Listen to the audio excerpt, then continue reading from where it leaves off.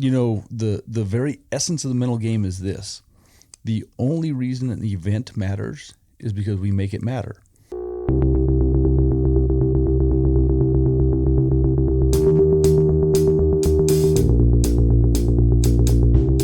Welcome to the Mullins Farrier Podcast, where I will sit down and converse with the superstars, the overachievers, the masters of our craft.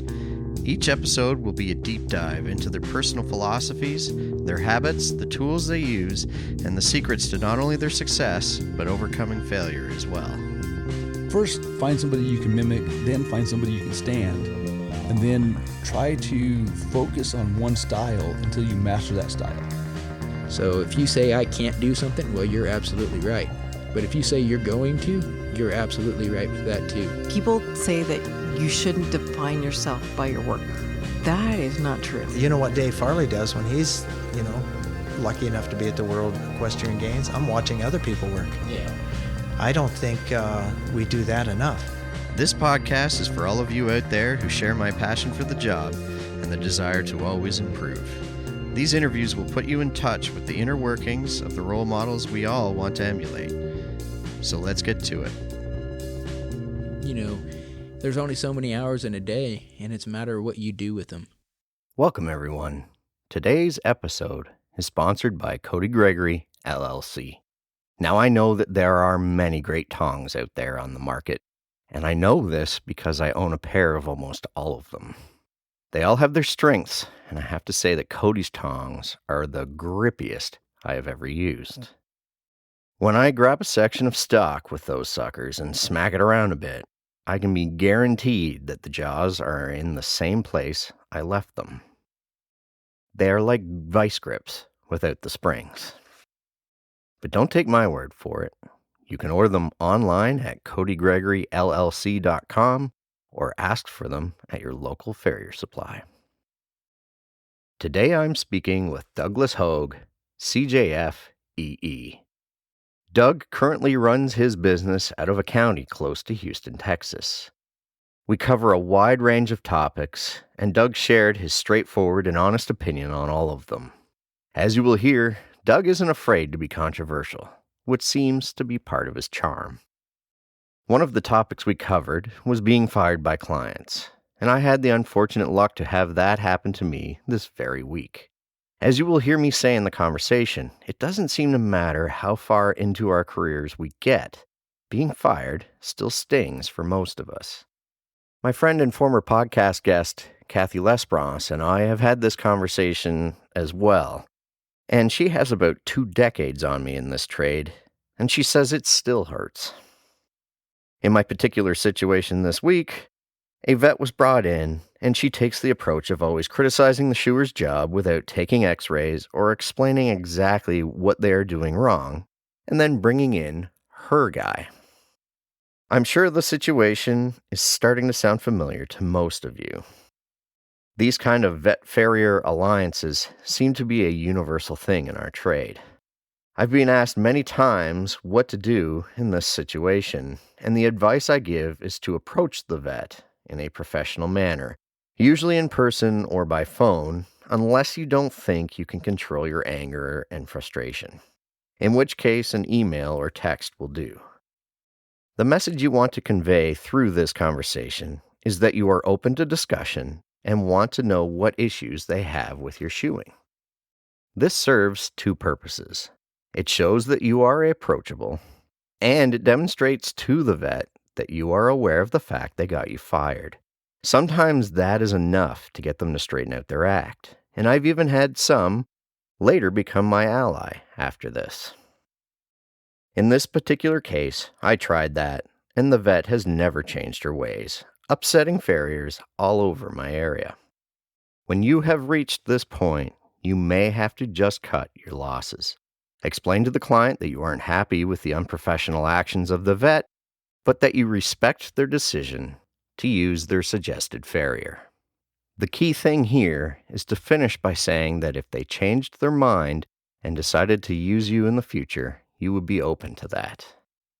Often, it has been my experience that vets that take that particular uncouth approach align themselves with farriers possessing less of a trade skill set, but a strong game in the talking BS department.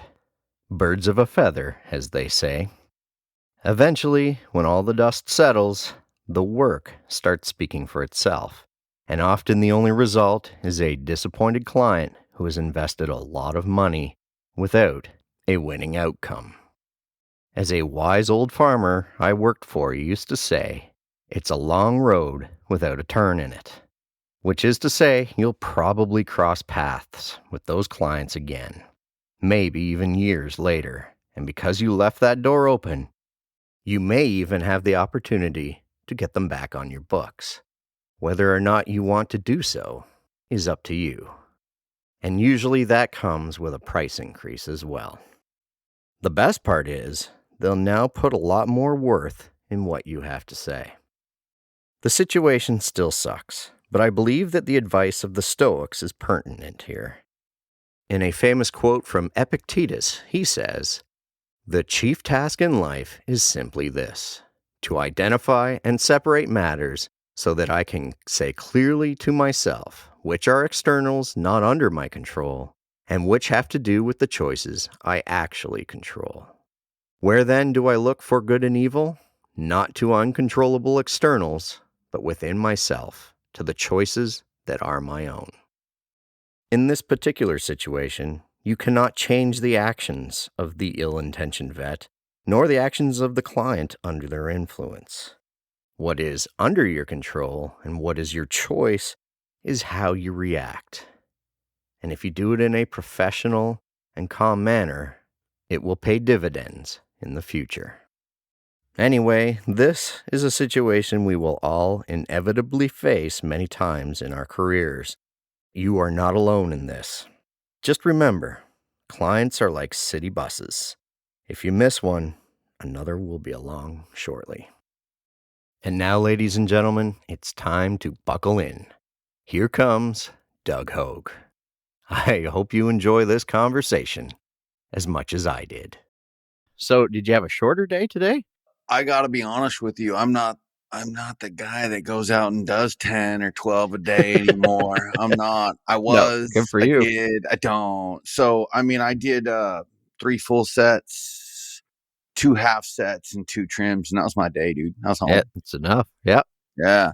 I'm not a big numbers guy either, so. I used to be, and I used to have myself and like a minimum of 2 other guys in the truck all day long. Oh, wow. Yeah. But not anymore, dude. No.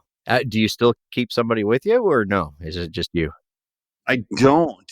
My little brother, he was a mechanic at like Ford for a number of years. And then he decided he wanted to be a horseshoer. So he went off to Dusty Franklin school and then came back.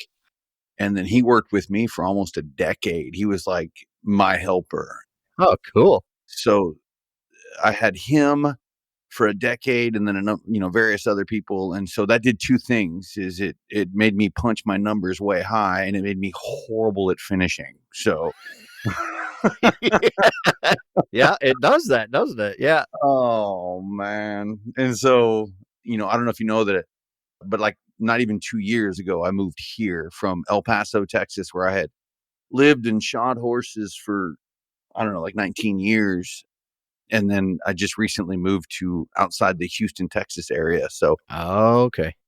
that being said, I don't really I wouldn't have the numbers right now to support having like a full-time helper, but I have to tell you that I enjoy the not having a helper. You know what I mean? I really do. That may change, but as of right now, I enjoy it.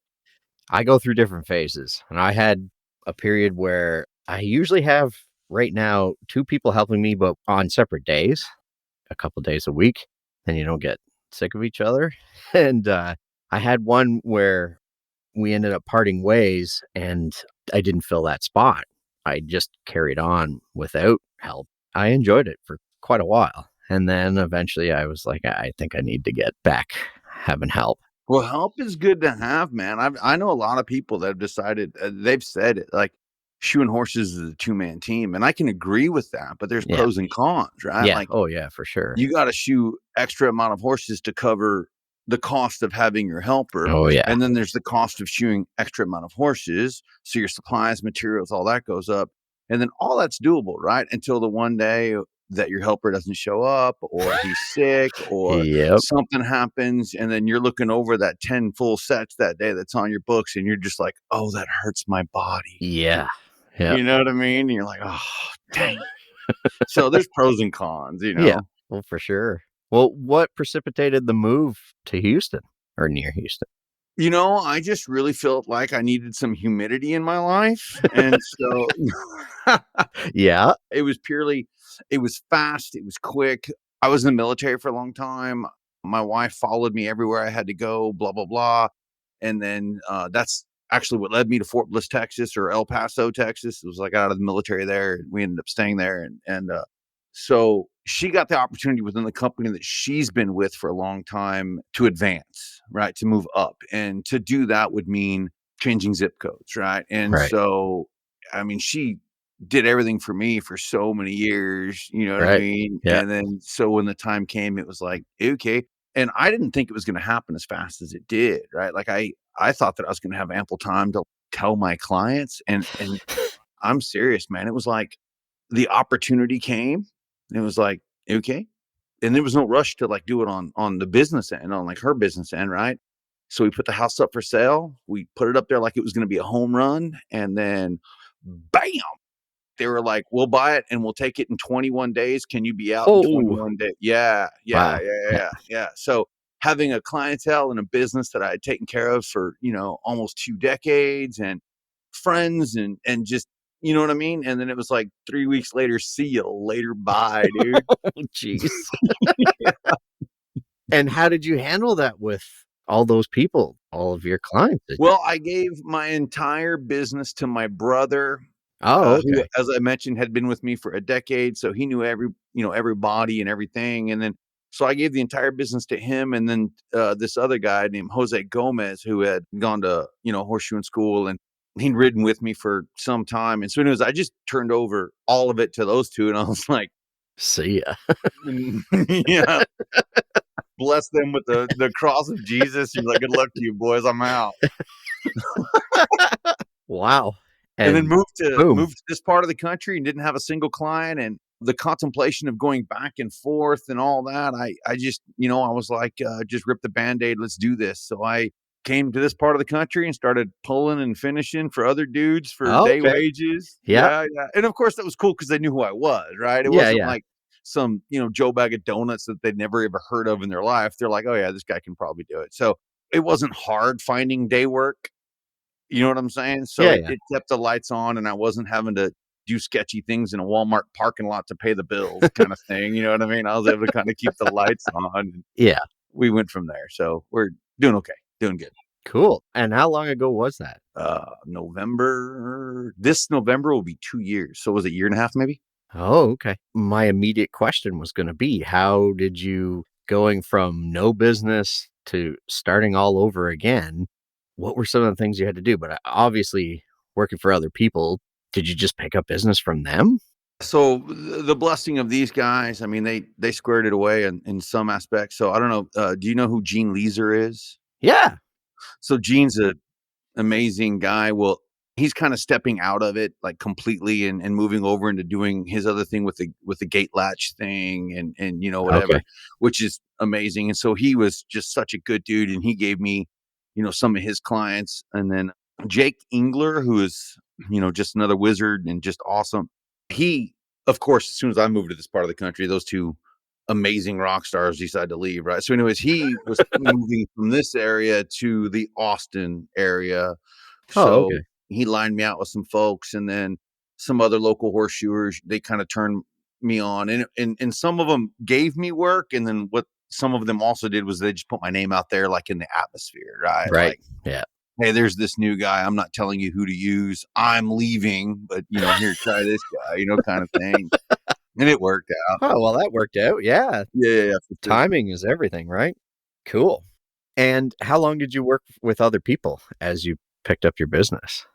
That was kind of interesting. So I'd go ride with Gene Leeser like one day a week, right? And like Jake Engler 1 day a week. And then there's some other horseshoers around that aren't at the rock star level that those guys are at, right? Yeah.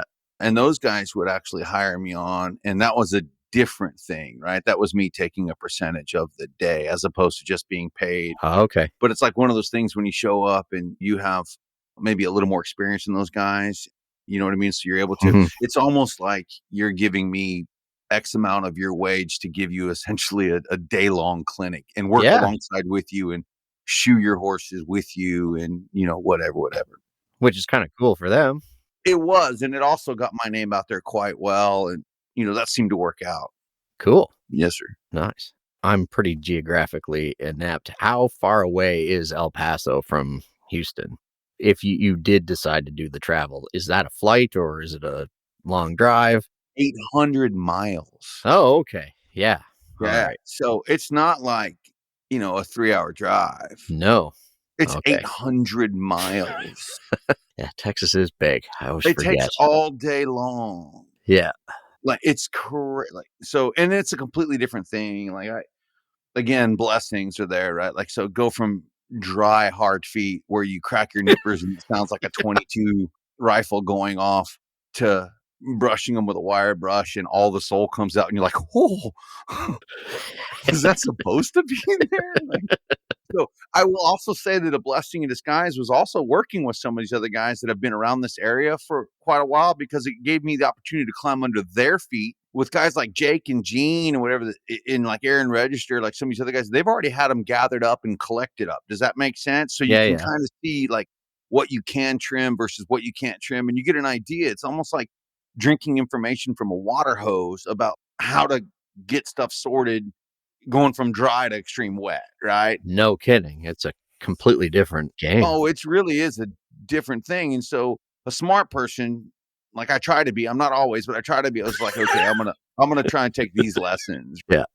And so you watch what these gentlemen do and how they gather feet and the fact that they leave foot on a horse. I mean, I'm known for that anyways. If I ever get fired nowadays, it's because I didn't take enough foot, right? Like, Okay. yeah, that's just kind of my thing. But anyway, so you get to see that. And that was a big learning help for me, Ryan, because you move to the new place and you're the new guy, and what you really don't want to do is become the donkey, right? The Yeah. guy that is going around barns crippling stuff. Like, you don't want to be that guy. So No. not to say that I would have, but having the opportunity to ride with other guys and kind of crawl under feet that weren't necessarily mine, you know what I mean? Like, Yeah. it helped. It definitely helped. For sure. Did you find you had to fit differently compared to being where you were originally? So yes, I don't want to lie to you. Yes. And so I came from, shoeing horses in El Paso. Now, while I was in El Paso, I've been flown to Seattle, Washington to shoe horses. I have shod horses throughout Texas. I had, blah, blah, blah, blah, blah. But, El Paso was in fact home, right? So with the exception of the few onesies and twosies outside of that, that was home. And you go from dry feet and you go from basically a Western discipline, like everything over there for the most part. Well, it's kind of interesting. So El Paso is an interesting thing. There are dressage horses. There are jumping horses. There are hunter jumper horses. There are roping horses and cutting. There's everything. There are not enough of anything to support yourself in one single discipline. Right. You can't. Like I've shod race horses. On my rig in El Paso, there was aluminum race plates and 3.5 XLs all the way up to 1/2x1 concave ready to get cut. You know what I mean? Like, Yeah. And that was kind of an interesting concept, but the fit, because of how dry it was, and, I don't know, maybe even the level of the type of horses that are maybe out there, you didn't leave. I mean, you just fit everything kind of tight, right? Yeah. And then what I've noticed is coming here, I think moisture has a lot to do with it. I have to focus more now on what that foot is going to look like in 5 weeks than I had to before. I will be very honest. Like feet up there tend to just kind of grow up versus feet out here that tend to want to just bell out. Yeah. And some of that has to do with gathering and trimming, et cetera, but there's a definite fitting idea there that, Yeah. you know what I'm saying? Oh, yeah. So it's mostly humid here.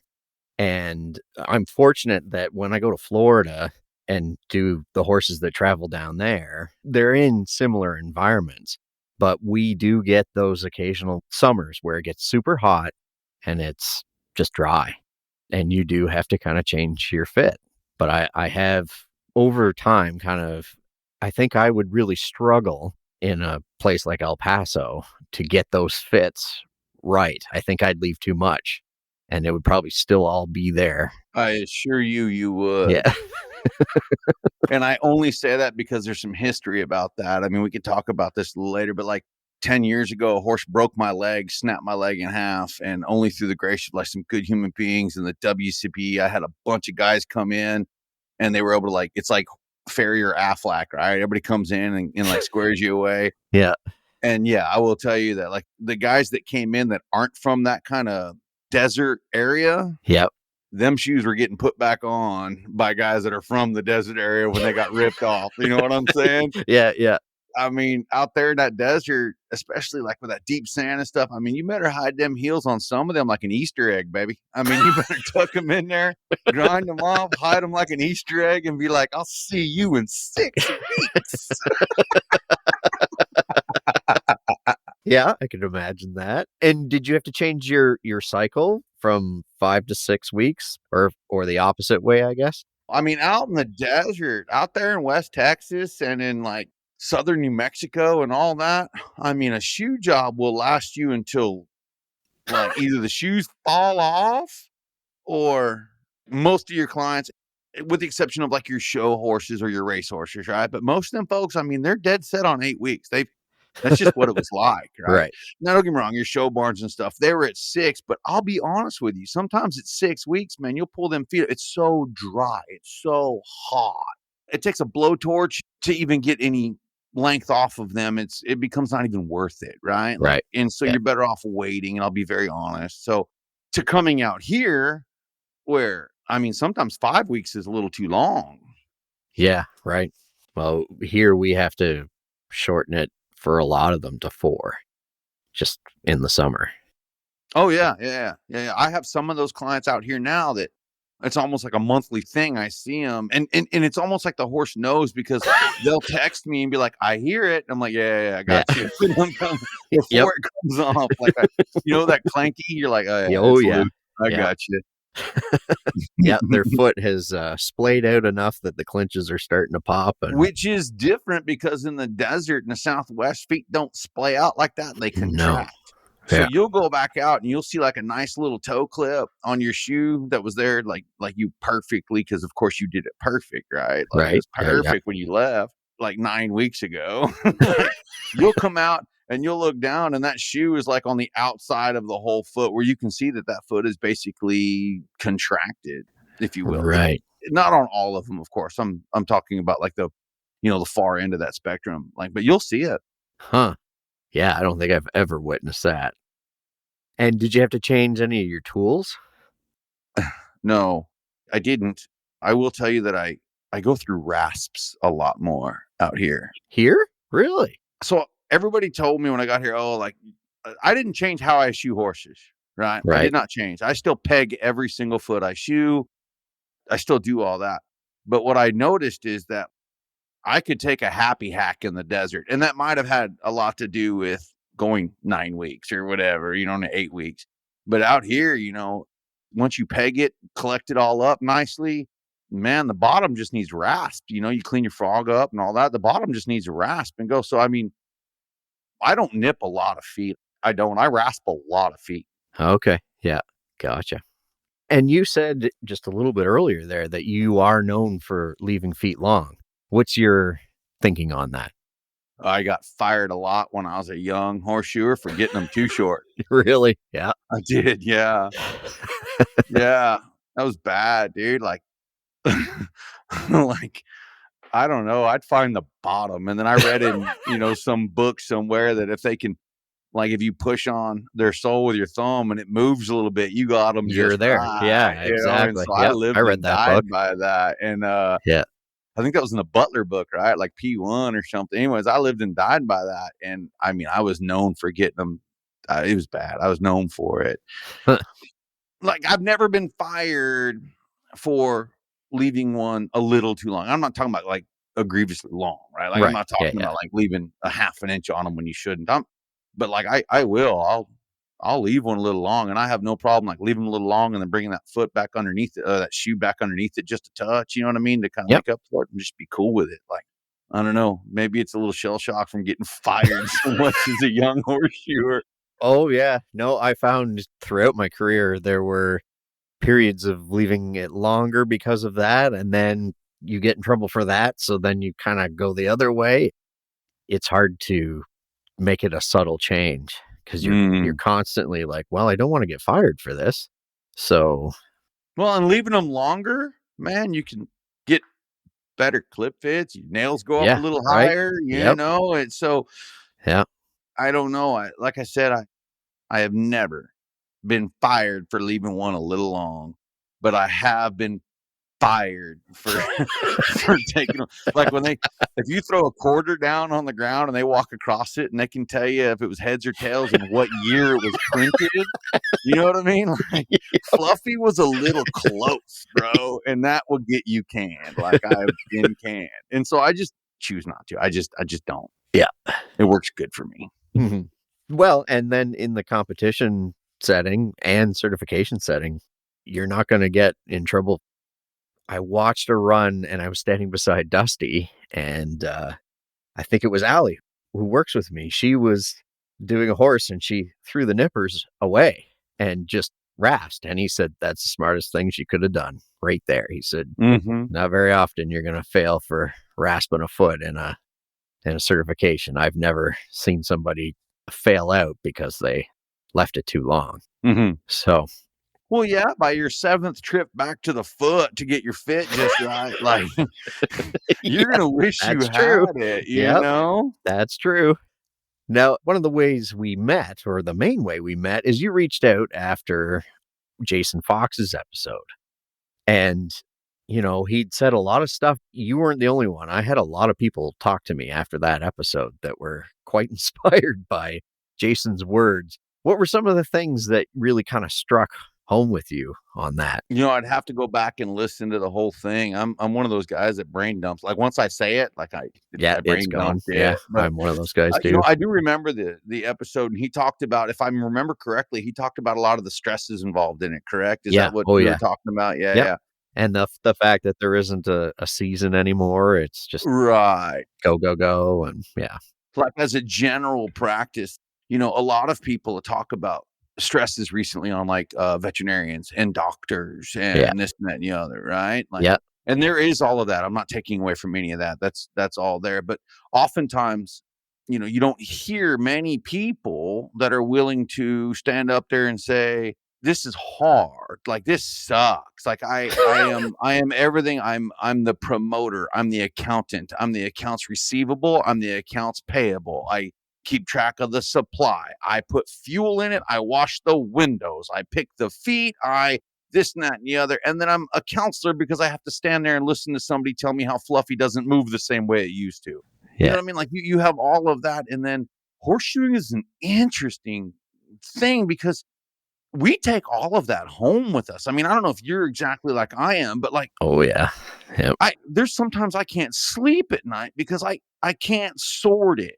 Right. And like, it used to be a lot easier when you didn't know anything and it was just simple. You scraped the poop out the bottom of it. You whacked what was sticking off. And as long as Fluffy didn't jump up in the air when you nailed it, you were good. Right. Yeah. And then now, you know, 20 years later, it's not that simple. And you're thinking about everything. And then we put so much effort and time into it. And then you get that text or that call. We've decided to go a different route. Yeah. And it's not a money thing, right? It's not like, dang, I needed that $150 to pay my, no, it's almost like an attack on, or at least I feel, I can only speak about like how I feel, right? Well, no, I think you're preaching to a very large choir here. Yeah.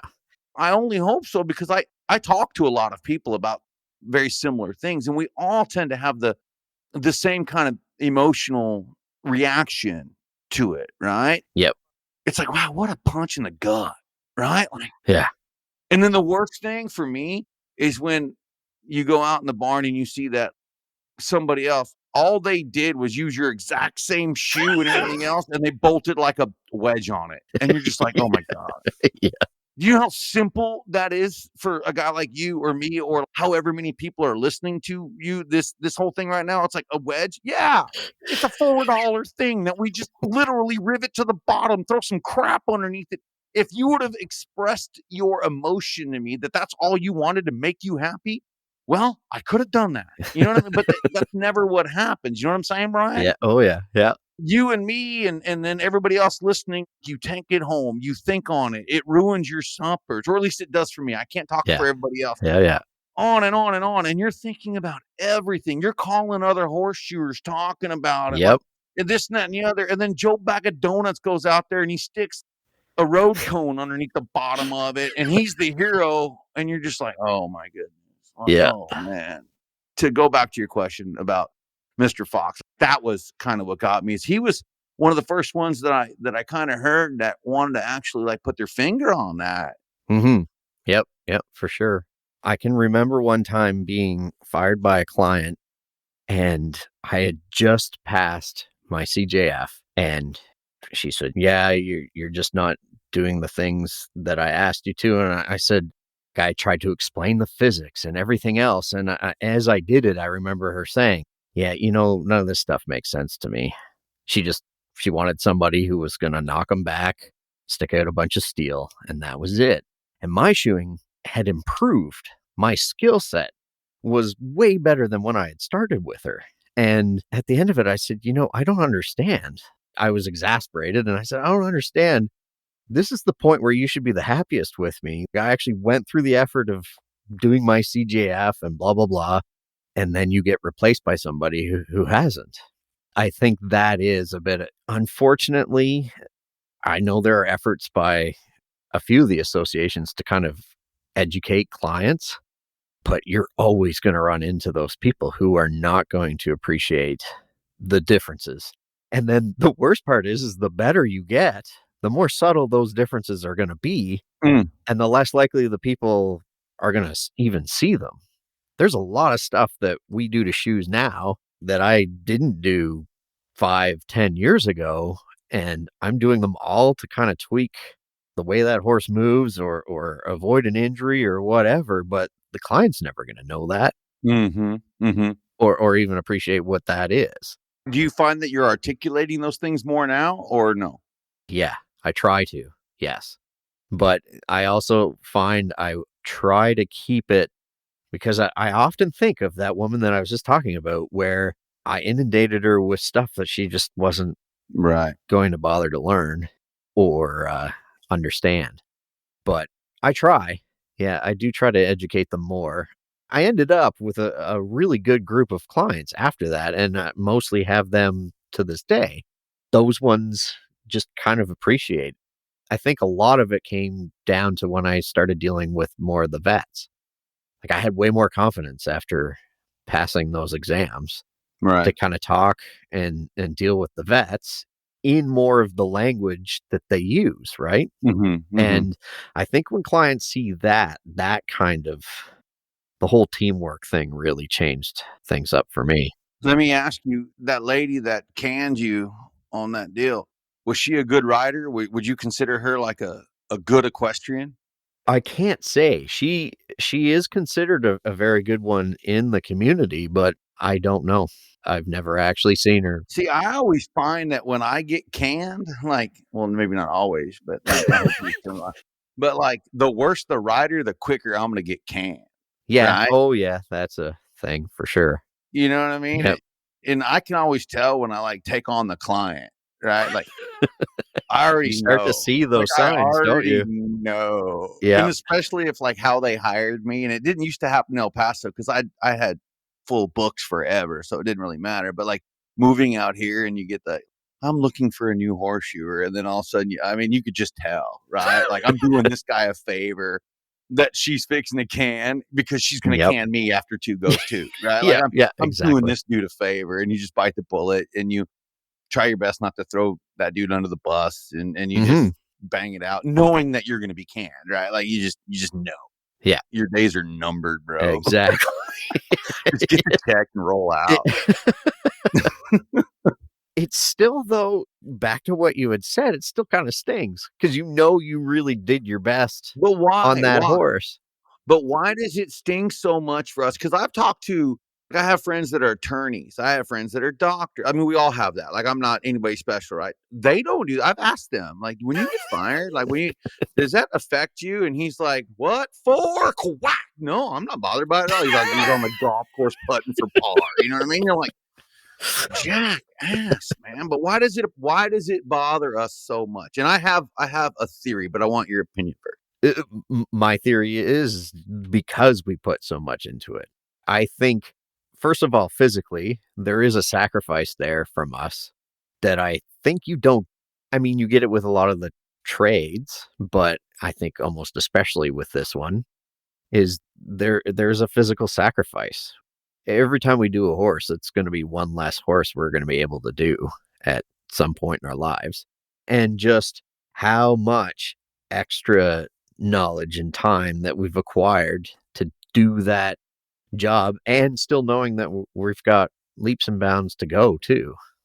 It's a process, Right. but for them to not appreciate that, why can't you see what I'm trying to do here? Right. What's your theory? Well, so I think it has a lot to do with we are one of the few trades out there, like legit trades, that everything is about what we do with our hands and how we've trained our hands and our eyes to work. Take a plumber, right? They're going to use whatever came off that shelf, put it all together. There's not a whole lot of personal touch to that. Right. Yeah. Does that make sense? Yeah, yeah. Or an electrician, right? I mean, they have their own little things, and don't get me wrong, these are great trades and whatever. Or like a welder, right? There's obviously little things about it, like how they set the material up to get it welded, and there's what makes those guys better than other guys and this, that, and the other. But everything about this trade and most of what we do to make horses sound in the long run has nothing to do with the appliance in which we put on it. You can make it out of rebar. Yep. You know what I'm saying? If you're handy enough, if you're Craig Trinka, you can bang it out of rebar. Yeah, right. And knock it on there because it's what you did with your hands. And it took 20 years to even get handy enough to even do that. And then to have somebody that doesn't know come here from Sikkim and barely knows which end of a horse to feed has the ability to just completely take and obliterate all of the, not just physical work, but the mental and the tenacity to stay hooked to learn it. You know what I mean? Yeah. And then Joe Doo-Wop that comes in who doesn't know what he or she does not know and comes in there and it's like, oh yeah, here's a road cone. That'll fix it. Oh yeah. Yeah. Because a road cone is going to fix that. Yeah. Yeah. It's a trip. Anyways, that's my philosophy. And thinking about that a little bit more when you were asking about the type of client, do you find that the clientele that you do end up with are more of those people who you see ride with purpose when they're practicing every day? And so as the guy that has recently moved, I will tell you that I just took on whatever I could get when I first moved on here. You know what I mean? Right. As long as they called up and they were cool and they were willing to pay my prices, because I did not undercut. I mean, I figured out who was charging the most amount of money when I moved here, and I was like, that's what I'll charge. Yeah. And so I went that route, right? And that being said, I took on whatever I want, but then the weeding out process has definitely been, part of that is I have no problem going to the barn and watching you ride your horse. Right. I have no problem. And then when I'm getting the text message about your horse is clickety clack and blah, blah, blah, and hitting every which way, and then I go out there and you can't sit a trot, I know my days are numbered. How do I say that without sounding like a jerk, right? I already know my days are numbered. There's nothing I'm going to, especially when like your trainer, like the person that is coaching you is like, you're doing great. Oh, that's perfect. Oh, your heels down. Oh, just forward. Oh, you're perfect. You're perfect. So it could never possibly be you that's right pogoing on the back of your horse. So I just know that I'm the next in the chain to get the, you know what I mean? Yep, to get the blame and right. And so I've been doing this long enough, Brian, to know that like I'm already set up for it. I just know it's coming. Yeah. So those ones don't really bother me that much. Like I already see the play coming. Right. Right. It's the other ones, the ones that you know can ride, the ones that have had the conversation with you. Doug, this is what I'm feeling. This is what's going on. I need you in the game. And you are doing everything that you can do to get it done. Right. And you get let go because you're just not getting the job done. Man, those hurt. Bro. Yeah. Right. Those hurt. No kidding. Huh. Well, I guess we should start back at the beginning. How'd you become a shoer in the first place? Well, I was born amazing. And no. And how'd you get so humble? Well, so the one thing you have to know about me, Brian, as we go through this interview and as you get all of the messages about the fact that you interviewed me, is I have this superpower ability to be loved or hated the minute you meet me. Right. I do. And I don't mean to be. I don't know why I'm that way. I try not to be. And the more I try not to be, it seems the worse it works. And so I just kind of just embrace who I am. Like, I am what I am, whatever, like whatever. Right. So anywho, to go back, I didn't grow up shoeing horses. I grew up on a cul-de-sac. My mother was a beautician. My father was an electrician. He tended to help out some guys on the ranch. My grandfather was kind of ranchy and this and that and the other. And so I wasn't really around horses as a kid. I hit my middle school or early high school ages and I got into rodeo. Again, don't really remember exactly how that happened, but I started roping. Didn't even own a horse, but I started roping the dummy like a lot. Joined the Army. I was one of those guys in the Army that always had a roping dummy with me everywhere I went. And so I could barely ride a horse, but I could rope like really, really well on the ground, right? Like on the ground. And finally got stationed, I think, Fort Hood, Texas, where I ended up meeting my wife. I started actually riding horses with some folks and I got pretty handy at riding horses and trying to rope and this, that, and the other. Anyways, fast forward, I bought a horse, right? And I needed its tootsies done. So I did what every awesome person does. And I went down to the feed store and found the cheapest dude I could find. That dude comes out and cripples my horse right up. He just over trimmed him, you know what I mean? And so I had to call this other guy, and that guy's name was Jerry Pulaski. He was a veteran. He'd served in the Army also. And so me and him hit it right off. We're still friends to this day, although he no longer shoes horses. He came out, fixed my horse. I became kind of buddies with him. I got out of the military, went back to Arizona for a little while, got a job pulling and finishing for a guy that was really into like natural balance. And I really got to learn the whole, this is actually before ELPO even existed. It was just, natural balance and kind of all that. And I pulled and finished for him. My wife got hired onto the company she works for, and she's like, you can shoe horses anywhere. Let's go back to El Paso. So we left Arizona, moved back to El Paso. I decided that I was going to join the Border Patrol, right? So I took the test to join the Border Patrol and all of that. And so instead of getting a quote unquote real job, I was just going to shoe horses until the old Border Patrol called up. Right. During that time, I also worked for another company doing some training and stuff.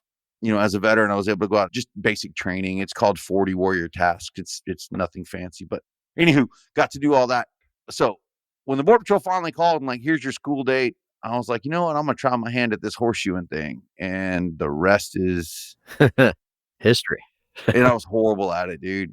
I was horrible because I didn't know anything, but I thought I knew everything. Yep. You know what I mean? Yep. And then I was a little older because I'd already done almost 10 years in the Army. So I wasn't as malleable as I probably should have been. You know what I'm saying? Yeah, you're not as much of a sponge. You're 27 and you're like, oh, I know how to do this. This isn't that hard. Meanwhile, you clearly know nothing, right? And at what point did you realize, oh, wait, I don't know anything and I need help? That is a great question. So that guy, Jerry Pulaski, was a certified farrier, right? And so, as I mentioned, I moved back to El Paso and was kind of running around with him a little bit.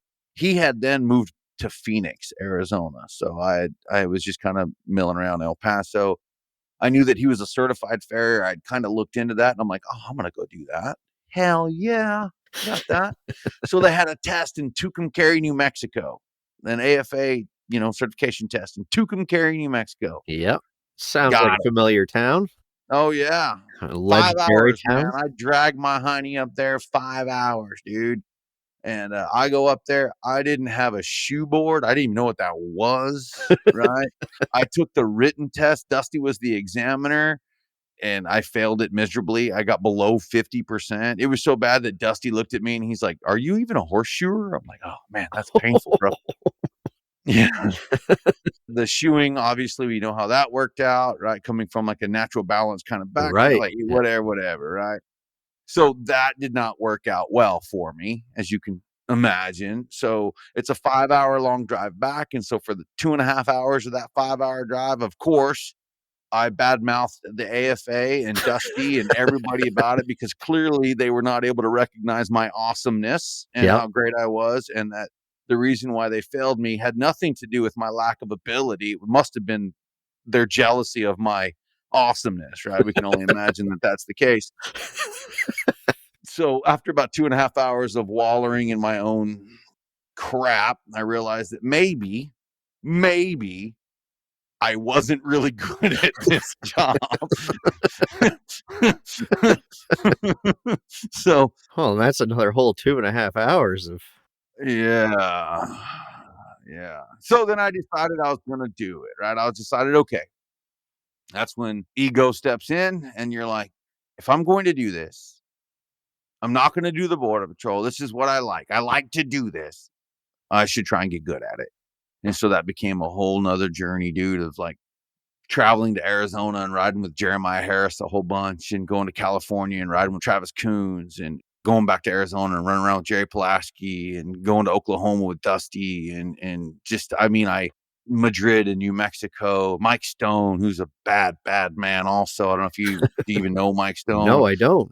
No, Vince Vesley, who is nothing short of rank. Like that dude is rad. And I say these names because although I did be around some of those guys a little bit, I definitely did not take advantage of what was right there. You know how you can't be a prophet in your own hometown, right? You have to travel. Yeah. And so the fact that some of these guys are basically, in my own backyard, you overlook that. And then like 20 years later, you look back at it and you're like, dude, you're a douche.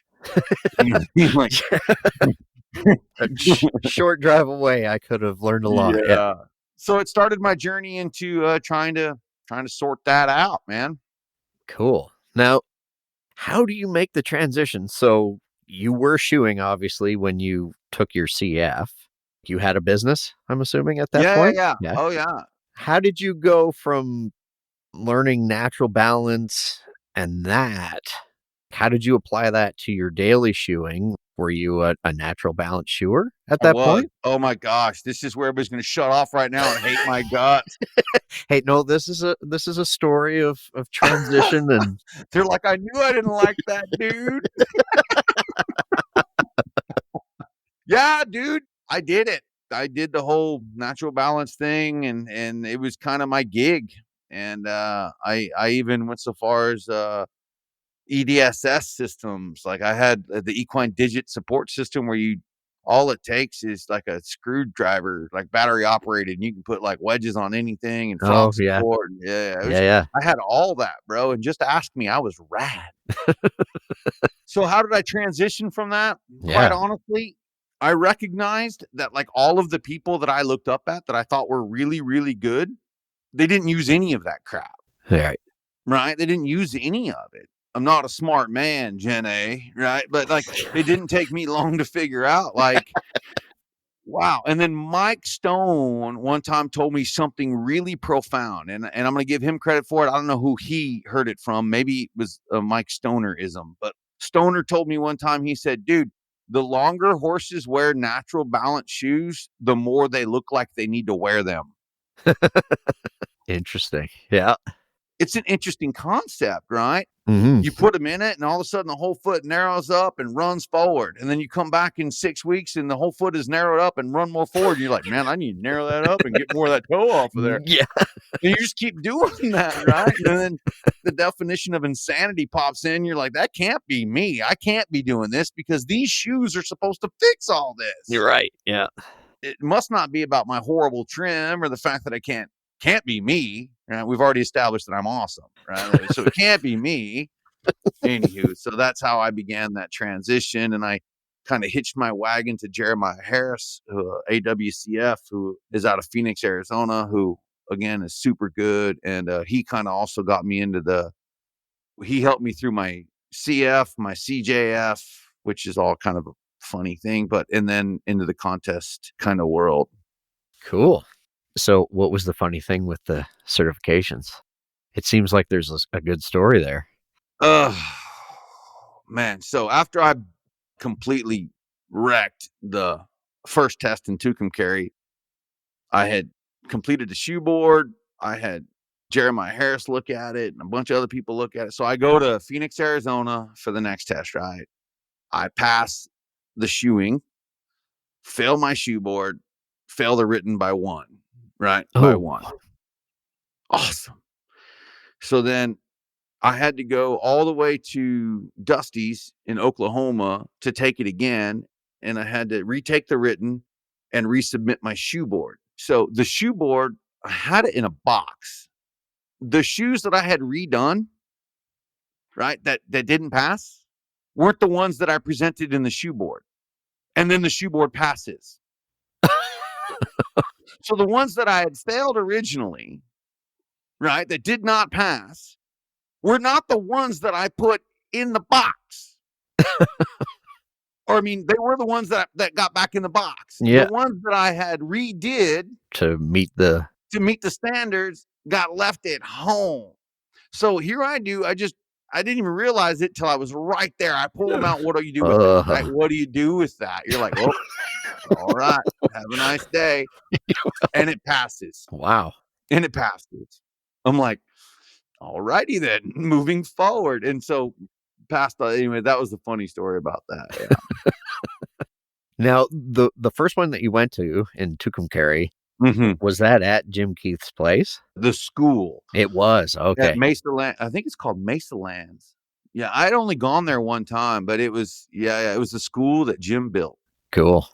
Now, I have actually been to Jim's shop, and Jim built me a Pritchell one time. That's a whole nother funny story. And Jim Keith I rode on the back of his motorcycle one time on his trike.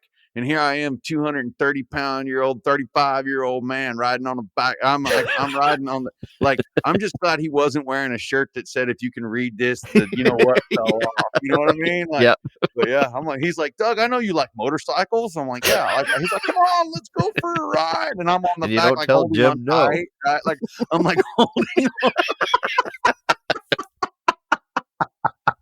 Did you hold on to his handlebar mustache? Oh, I don't want to tell you. Oh, okay. Well, I don't want to admit to anything.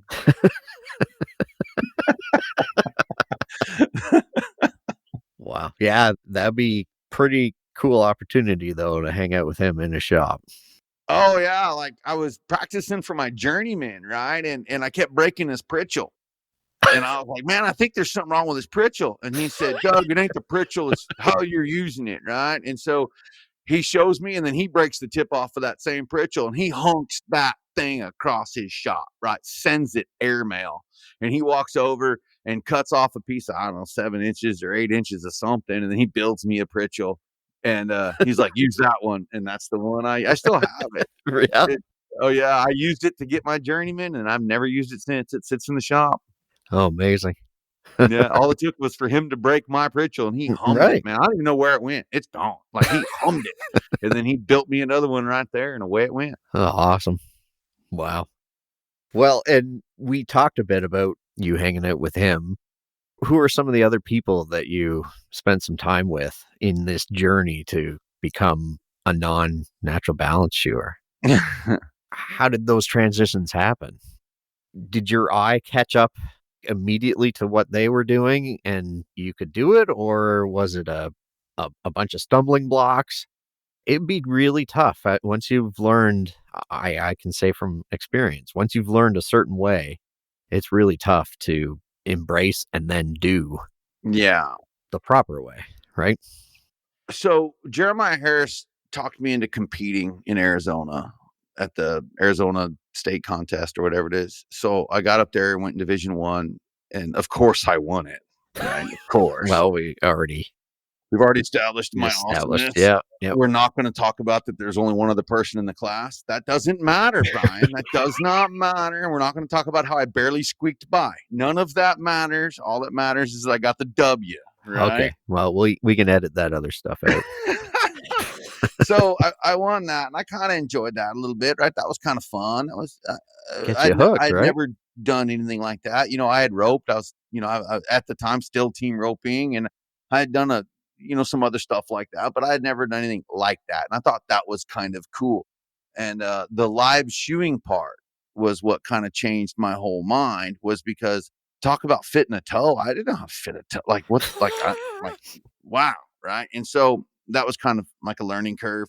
And then through that relationship, Jeremiah talked me into kind of getting involved in the WCB. Through the relationships that I made in the WCB is how I kind of started to meet people and ride around with them and learn some stuff. Right. And the worst thing in the world was for me to go to my very first ever WCB, enter the novice, and then win that. That was not the greatest thing for me. Which, by the way, I have to tell you, I still have those shoes. And when you look at those shoes, that was the winner, right? Like I won it. Nowadays, they'd throw them right off the tape. Yeah. Yeah. Yeah, they won't even start it, right? But it doesn't matter. Again, I'm awesome. And so I won that. And then the next contest, of course, I stepped up into Division 1 and then won the best shod foot on Division 1. So coming from a guy, as we just discussed, that did natural balance. So what had I done between that time, right? Well, I went and I rode with Travis Coons, and I spent time with him, who is, really into concave, and that guy's just exceptional. I think he's a 4-time WCB national champion, and he's amazing. And then I spent a lot of time with Jeremiah Harris, and I spent time with Chris Madrid, although not enough. And I spent time with Craig Trunka, although not enough. And so because I had children and child support and this and that and the other, I didn't have necessarily the resources to just go off and learn the trade, right? So I had to pick and choose when I can go or what I could do. And so I just tried to figure out the most bang for my buck. And as I mentioned previously, I probably could have done it a lot closer to home.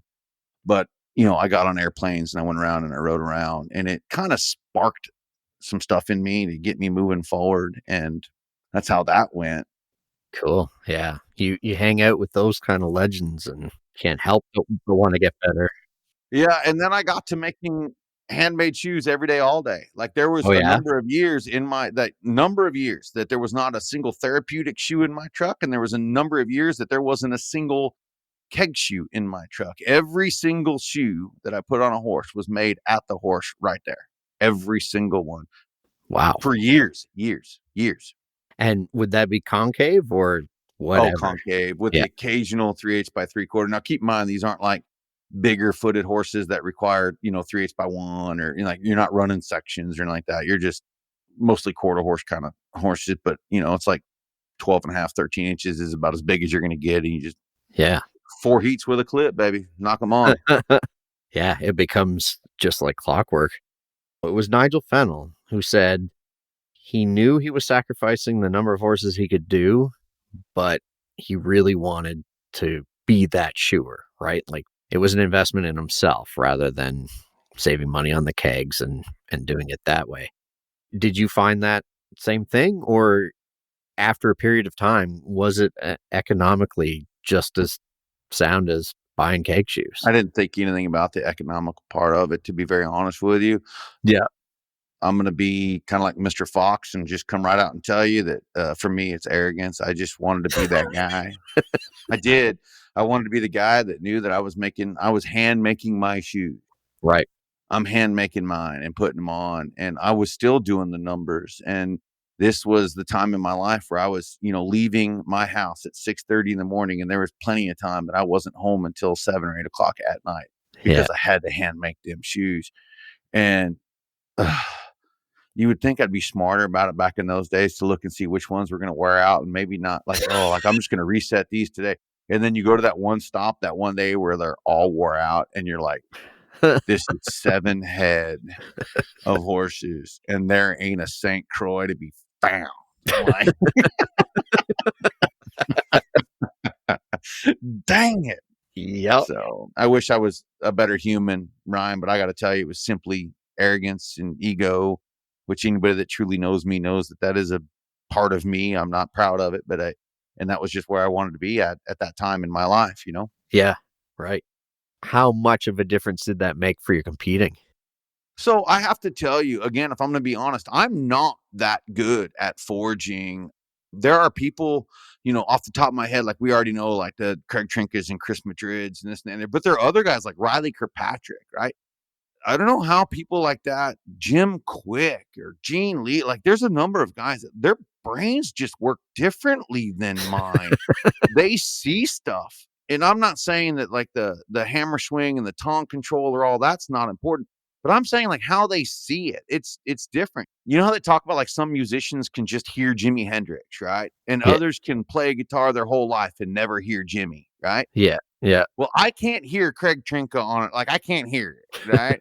So the whole entire time I'm faking the funk. I really am. I'm not that good at it. I have my strong suits that I think I am good at. And man, like roadsters are really hard for me to try and see it, right? And then like to make a pair of them, it's hard. And I know that's going to come as a shock to maybe some people, but I'm not that good. And I have won contests and I do have best shot buckets and or a bucket, excuse me. And, I got ribbons and all that, but forging is hard for me.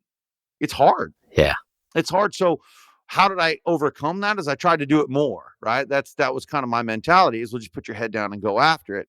And I found that like basic shoes, I do quite well at, which is why I tend to have always done much better in like the live shoeing. Like when I make the live shoeing, I tend to do pretty good in the live shoeing, unless it's like Tool and Fullers or something, which I suck at. But if it's like concave or like 3/8, I tend to do pretty good in that because that's just a basic shoeing. When it's the crazy funky shoes that you're making on the anvil, like, whip across with jar caulks and all this stuff, like it's hard for me. And I'm not scared to admit that. It's hard. Yeah. I have a hard time figuring it out and I have to slow down. I have to make one at a time. I have to leave the clock off of it. I have to dial it in and then go from there. Mm-hmm. You mentioned Nigel. One of the things I want to do is go to one of his clinics that he does I would love. I'm going to do that. I'm going to do that. Yeah. I haven't seen the latest list, but yeah, they sound like some pretty fun one. And the hardest part is figuring out which one you'll choose. Which weekend do you go? Right. So, yeah. There was something that had come up when you were first talking about your move, and I wanted to kind of touch on it. Not everybody would take your approach of, I'm going to find out what the highest price is, and I'm going to match that. Mm-hmm. What's your philosophy behind that? I'm very much of your mindset, and I get it, but I think for the listeners, there are some people who would take a different route. Well, I'm going to sit in the middle and see how it goes and sort of work from there. Have you ever heard that story that to be a good cowboy, you got to have a wife that has an office job with insurance? Have you ever heard anybody say that? Well, no, but I get it. Yeah. Right. So my wife's got a good job, right? We had sold our house and made good money on it. And so it's twofold. Is one, I wanted to try and get the clientele that I wanted. Yeah. Right. And I knew that those people weren't going to be searching for a price point. Like they were going to be looking for quality. And two, I remembered what it was like in El Paso when those new guys would come in and I was doing everything I could to get the price point up. Right. But when I left El Paso, I was still getting $125 a head for full set all the way around. Oh, wow. And that's handmade, clipped up, like blah, blah. Like that's why you're doing 15 a day, boss. No like, kidding. Yeah. Yeah. And so I was trying to move pendulum, and then inevitably somebody would come in town always with bells and whistles and a Stonewell body. And they're like, I'll shoot it for 90. And you're like, oh, dude, I'm not even mad. Like, just come with me. Like, you know what I mean? And they're flash in the pan. They're there for 6 or 8 months and they realize those feet are really, really hard. And they're like, man, I can make way more money somewhere else. And off they go. Right. But the price point never moved. Does that make sense? And yeah. So to answer your question, that's why I did that, is because I didn't like it done to me. Right. Yep. Number one. And number two, I had a wife that had money and I had sold my house. So I had money to kind of live on. And then to add to that, I'm not a guy getting out of horseshoeing school trying to start a brand new trade, right? Exactly. You can Google me. I'm a certified journeyman farrier. I'm one of I think there's only 3 of us in the country that have our education endorsement. I've lectured. I've been on the cover of American Farriers Journal, blah, blah, blah, blah, blah, blah, right? So I'm easily Googleable. Googleable? Dang it. I'm not even drinking, bro. Googleable. Is that a word? Googleable? I'm going to have to look it up. Yeah, me too. If it isn't, we might have it is just now. heard the creation of it. Yeah. And you're welcome. So I could do that, right? And so I have my business cards, and of course they've got a bunch of initials behind their name, and then like you can be researched, and so people can look on there and see, oh, this guy's not. And so I think that helps. I will tell you, to answer your question, that if I was just, in my 3rd year of shoeing horses or 4th year of shoeing horses, and I would probably have marketed myself very differently. I probably would have marketed myself, definitely not the cheapest, not the most expensive. I would have marketed myself to get in there and start getting work. That's what I would have done. Yeah. What was your inspiration to pursue the educational endorsement? I thought we've already established this. Like, I'm awesome, right? I was born awesome and got And you wanted to share the awesomeness. Yeah. Yeah. No, I wish. Okay. So 10 or 11 years ago, I got kicked by a horse and I broke my tibia and fibia in half. I mentioned that just a little while earlier. And like all of WCB came in, like Bodie Trinka, he was, I think, in college. No, he wasn't even in college at the time. He came down, he was helping me. And then like Jeremiah Harris and Jake Whitman came in from the Dallas area and brought his entire crew, and they did 3 weeks of work in 2 days. Like they're just like rad dudes, right? Like I owe that guy a lot. And I'm probably forgetting a whole mess of people, but like a bunch of people came in and helped me out, right? And so what I did at that time was instead of being the guy that was going to sit on the couch and let everybody else go do my horses and whatever, I decided that I was going to educate myself for the entire time that I was laid up. Yeah. So I read Chris Gregory's textbook of farriery cover to cover 5 times. Did you record it? You know, that's the only way you can really prove that you've done that. I actually did, and I gave that disc to somebody years and years ago named Fuzzy Hagen. This guy named Fuzzy, another horseshoer, good dude.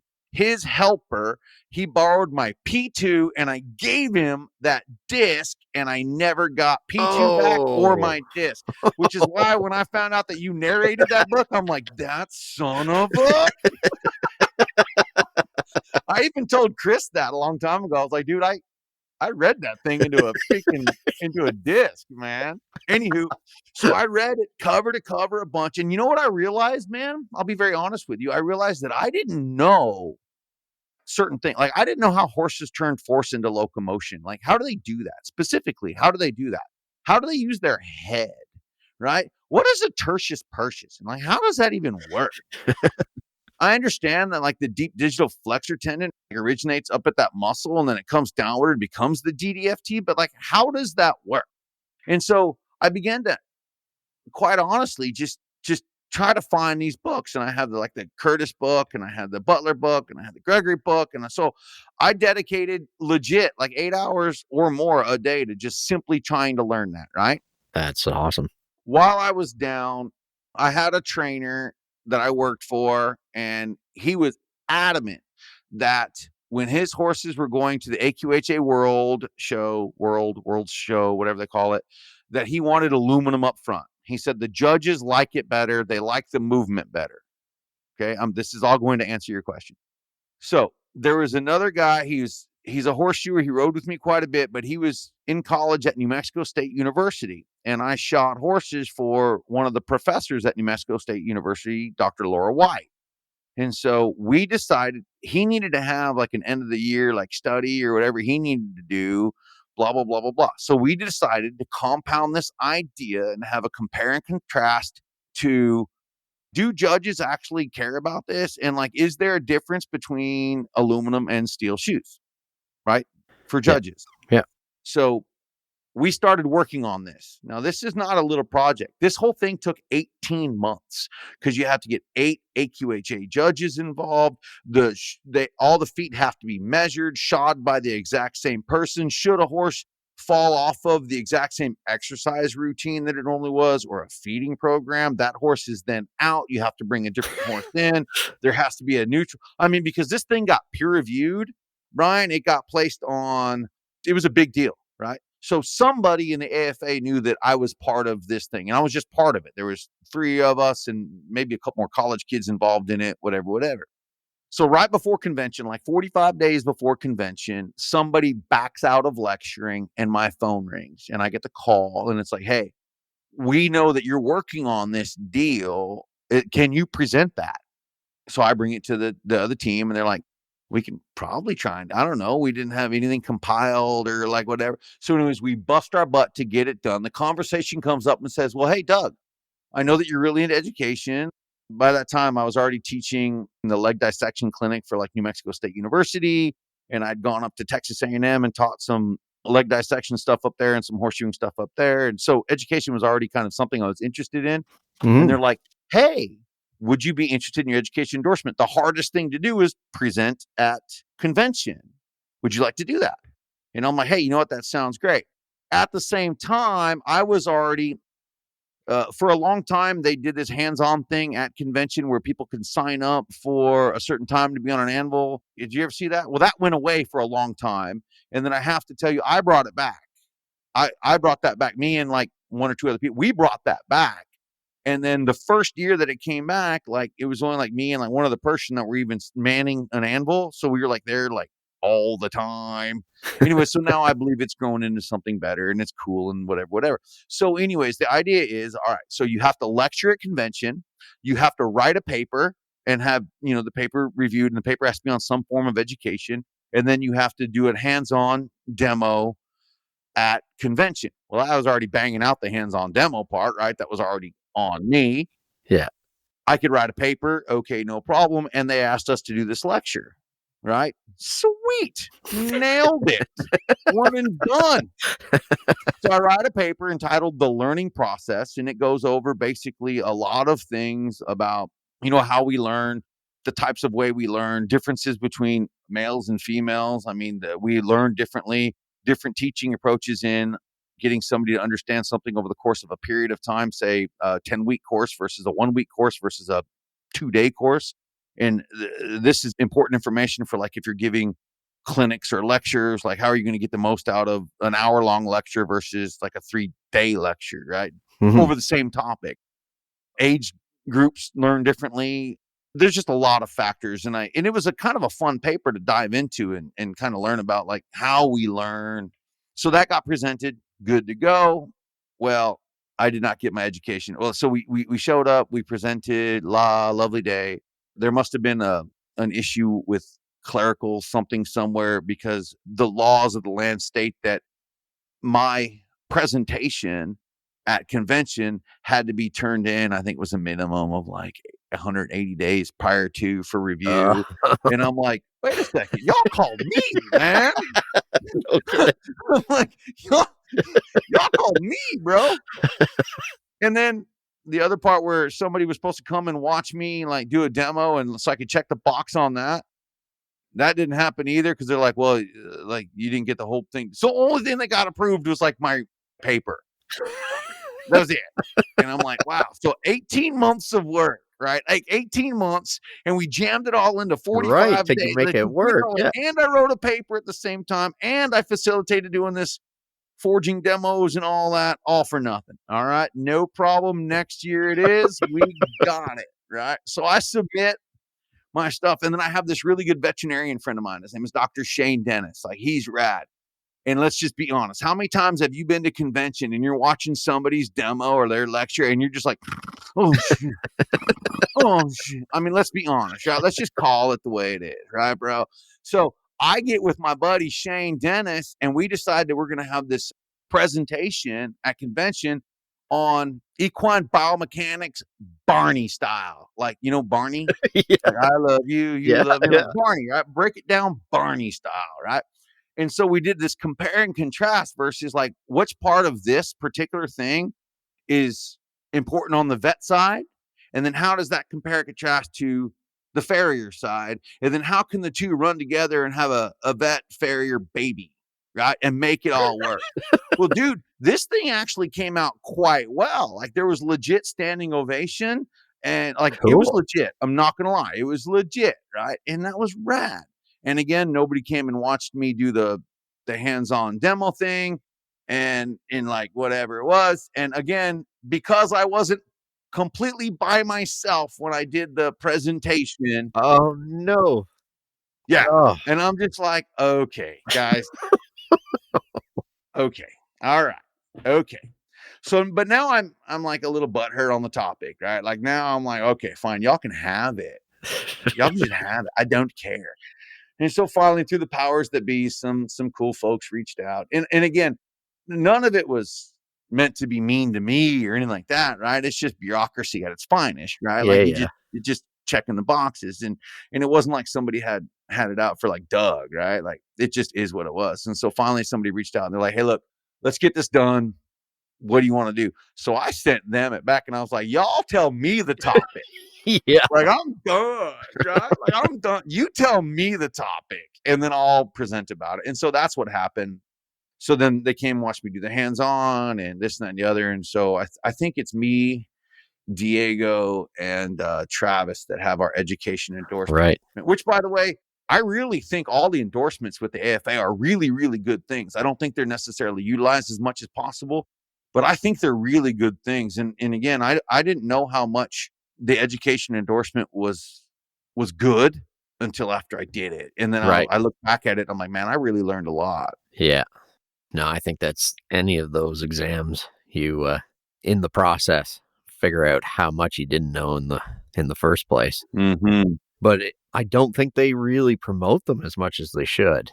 They don't. And I mean, we can tie into that a little bit. I think the AFA is amazing for what it is. And I think it's got some bad things about it too. You know what I mean? Like, I don't know. I mean, we can dive into that if you want to. Sure. So you have therapeutic endorsement, you have your foraging endorsements, you have your education endorsement, you have education committees, you have all these things going out there. I just think that all of those things can be utilized a little better. And I'm not saying I'm the guy for it, right? But Diego and those guys, like they work in colleges, right? Like they are educators like for a living. Right. They could easily review a whole bunch, and maybe they are, and maybe I'm just not, maybe I'm not being asked to do it, right? Maybe they are, I don't know. Right. And just like the foraging endorsements and therapeutic endorsements, I just think that these are some really, really good things, and I think that the AFA would better serve itself, not trying to promote itself to other farriers. I think that the AFA should promote itself to the horse owning public. Right. I mean, do you know who like Dale Brisby is?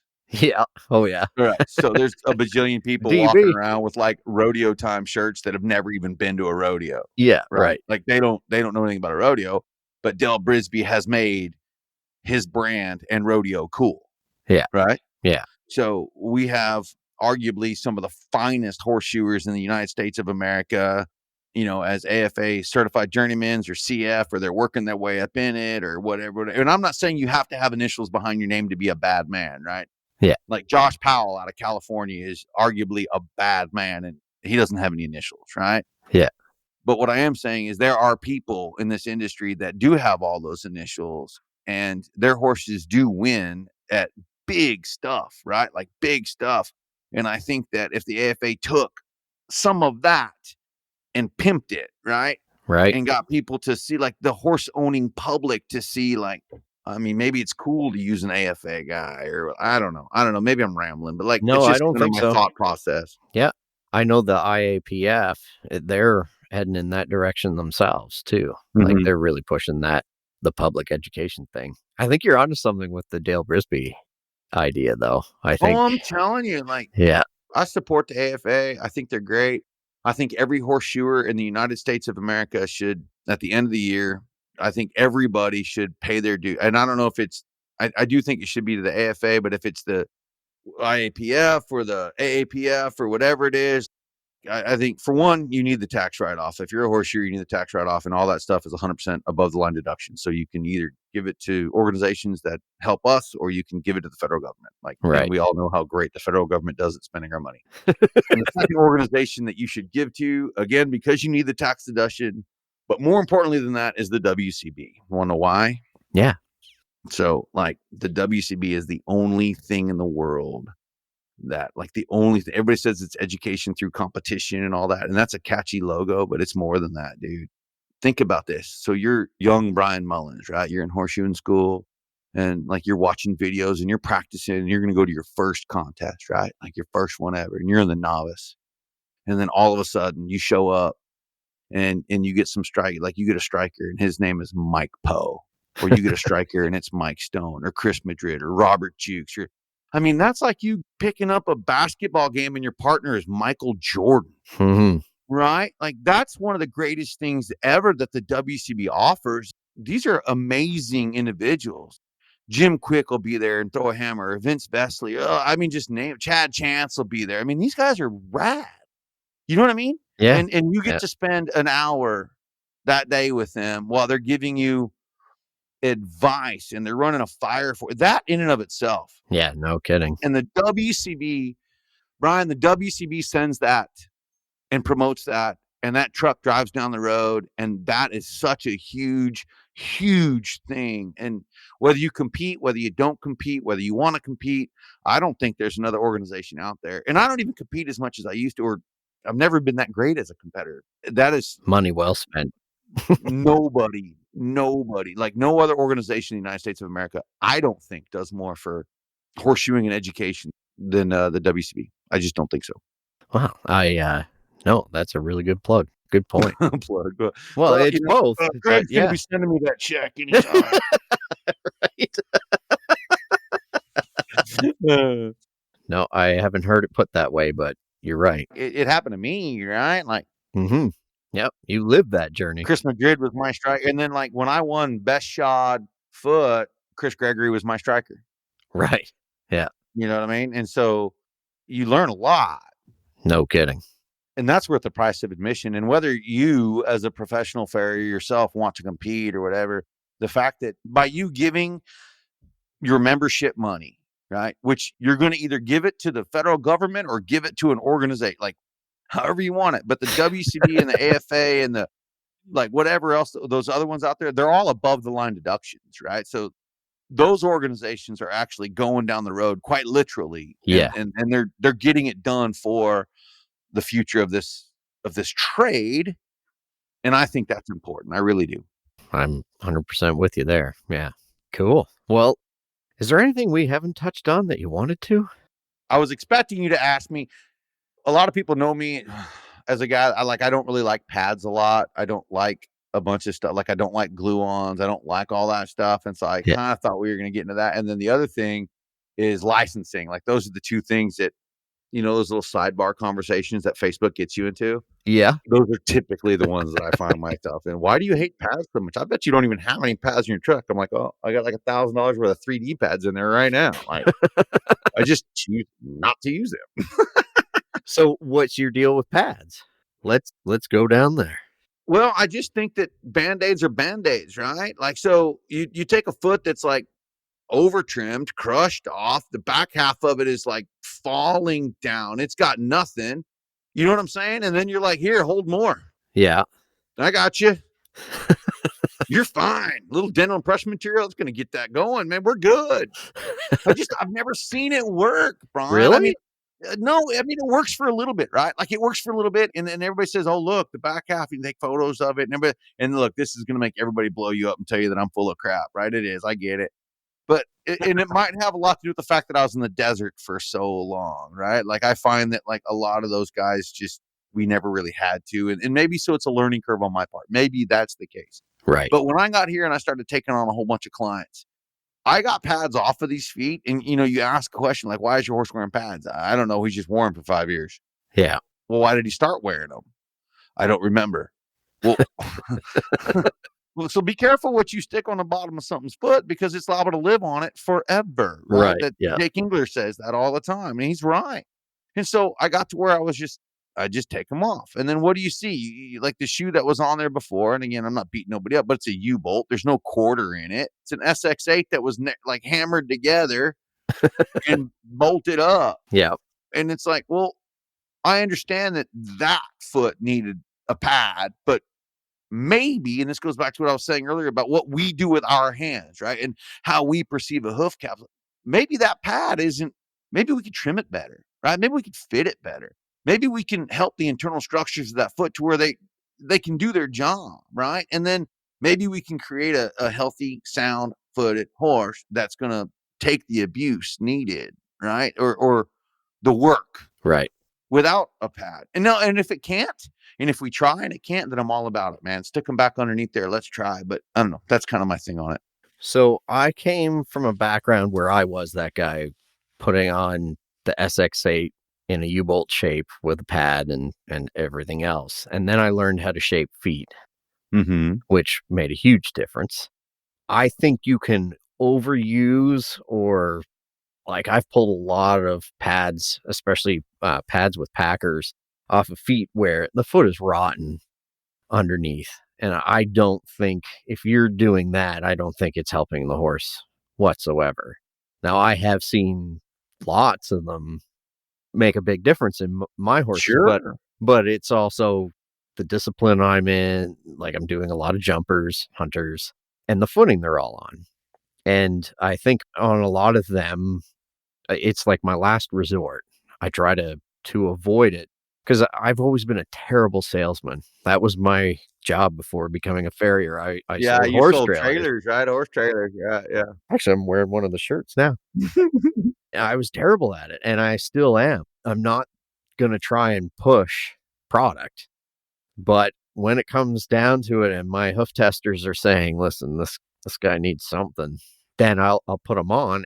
If I believe in it, then I can convince the client that it should go there. But right. So that's not my argument, right? Like if I pull that foot up and I hit it with a wire brush and put the hoof testers on it and the horse is like, no, it's like, okay, right? Clearly. Yeah. That's not what I'm getting at. I'm getting at, and you know what I'm talking about. You've got that horse and they say, well, they wear it because the horse has thin soles, and you pull the shoe off and there's like 35 millimeters of retained sole in this foot. You're like, no, the thin sole is clearly not the issue, right? Like, yeah. And then you rip all that out of there and you create an arc starting at the front and going to the back, and then you get it up in the air and then like you get the foot in the ascension, like, you know what I'm saying? Like you get the foot up there with the nice cupping going on, and all of a sudden Fluffy the Wonder Pony is licking its lips and it's like, oh, thank you, geez, Louise. I've seen that. Yeah. And I have too. More than I have seen the other. Right. Okay. And again, my, I guess, kind of grievance with like pads and all that is that I just think, quite honestly, they're overused.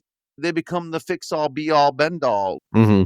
And then you look at other guys like, I don't know, Peter Pierce on Facebook. I don't even know that guy, but he's got all these welding inserts and he's building all kinds of crazy cool stuff to help feed. And then you got like other companies that make, simple stuff that you can just put a welder in and it puts, you know what I mean? Like all of a sudden you have a bar shoe. And then like you were talking earlier, like you put the hoof testers on it and you're like, I should put a pad on it. Well, would a bar shoe have helped that? You know what I mean? Like, yeah, well, with a pour in maybe, or, you know what I mean? Like, so I guess my point is like earlier when I was making fun of the dude that just walked up and put a road cone on it. I mean, that's a simple thing. Pads are easy, right? And they're a great money maker. Like it's extra $50. Whop that right on there. Yeah. And I don't mind doing it. What I'm saying is I think that we should look at the other options first, I guess, is kind of my idea, Brian. And then like, if the other options don't work out, or maybe it's not the best idea, then sure. Yeah, let's do it. Let's put a pad on, some dental impression material. I put more pads on since I moved down here in the last 2 years than I put on in 10 years in El Paso, right? So I don't mind doing it. I'm not saying I'm opposed to it, but I'm saying I don't like the idea of just doing it to do it, right? Yeah. Like, I think it becomes a crutch. I guess that's the word, right? Crutch. Yeah, exactly. I had a gentleman tell me one time, it was when I was first starting out, he said, pads are your biggest moneymaker. It's time you're not bent over, blah, blah, blah. And I ran into his work for years afterwards, and there'd be a pad on it. The client couldn't tell me why. And the foot was just rotten underneath. And at that point, I was like, you're making money at the detriment of of the horse. Well, when I first started shoeing horses, because I was so good, I had to use a lot of pads, right? Right? I did, man. I had to pad a lot of stuff. You'd be amazed at how many people I was like, man, you got kind of a prolapse sole here.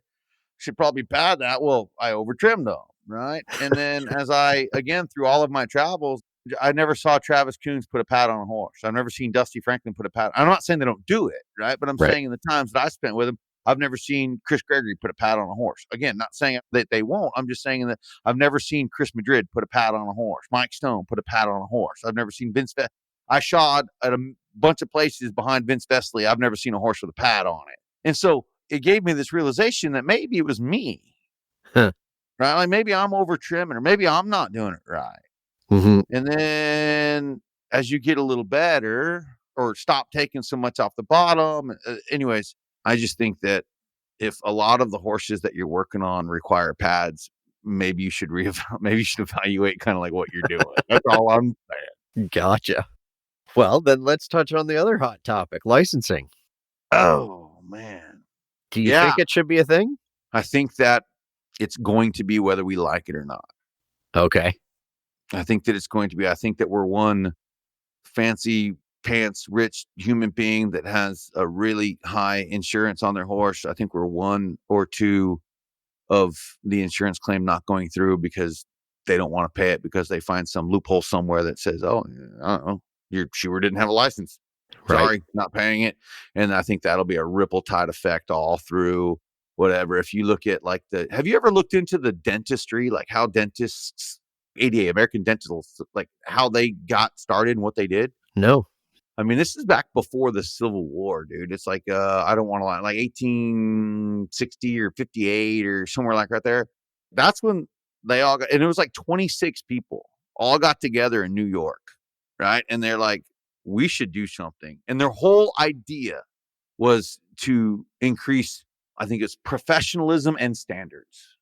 That was the whole idea that started the American Dental Association, was to raise professionalism and standards. And then, of course, that whole thing was put on pause for the Civil War. Well, and then when they came back, and then I think it was like early, like 1910 or I don't know, something like that, they actually put in some bylaws, then things were voted on. And so this was not an easy process. I think the AFA has only been around for like 45 years or something like that. I don't remember exactly.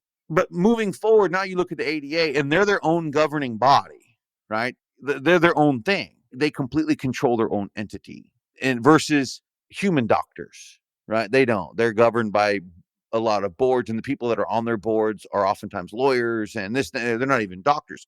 Every person that governs dentistry are dentists. They are accredited dentists. And the reason why they did it was to create more professionalism and standards, higher standards. And then fast forward and now look at the money dentists make, and look at like the level of, and then like when you see dentists, they never look at each other and like, oh, I hate that guy. That guy's a jerk hole dentist. Like, that guy sucks.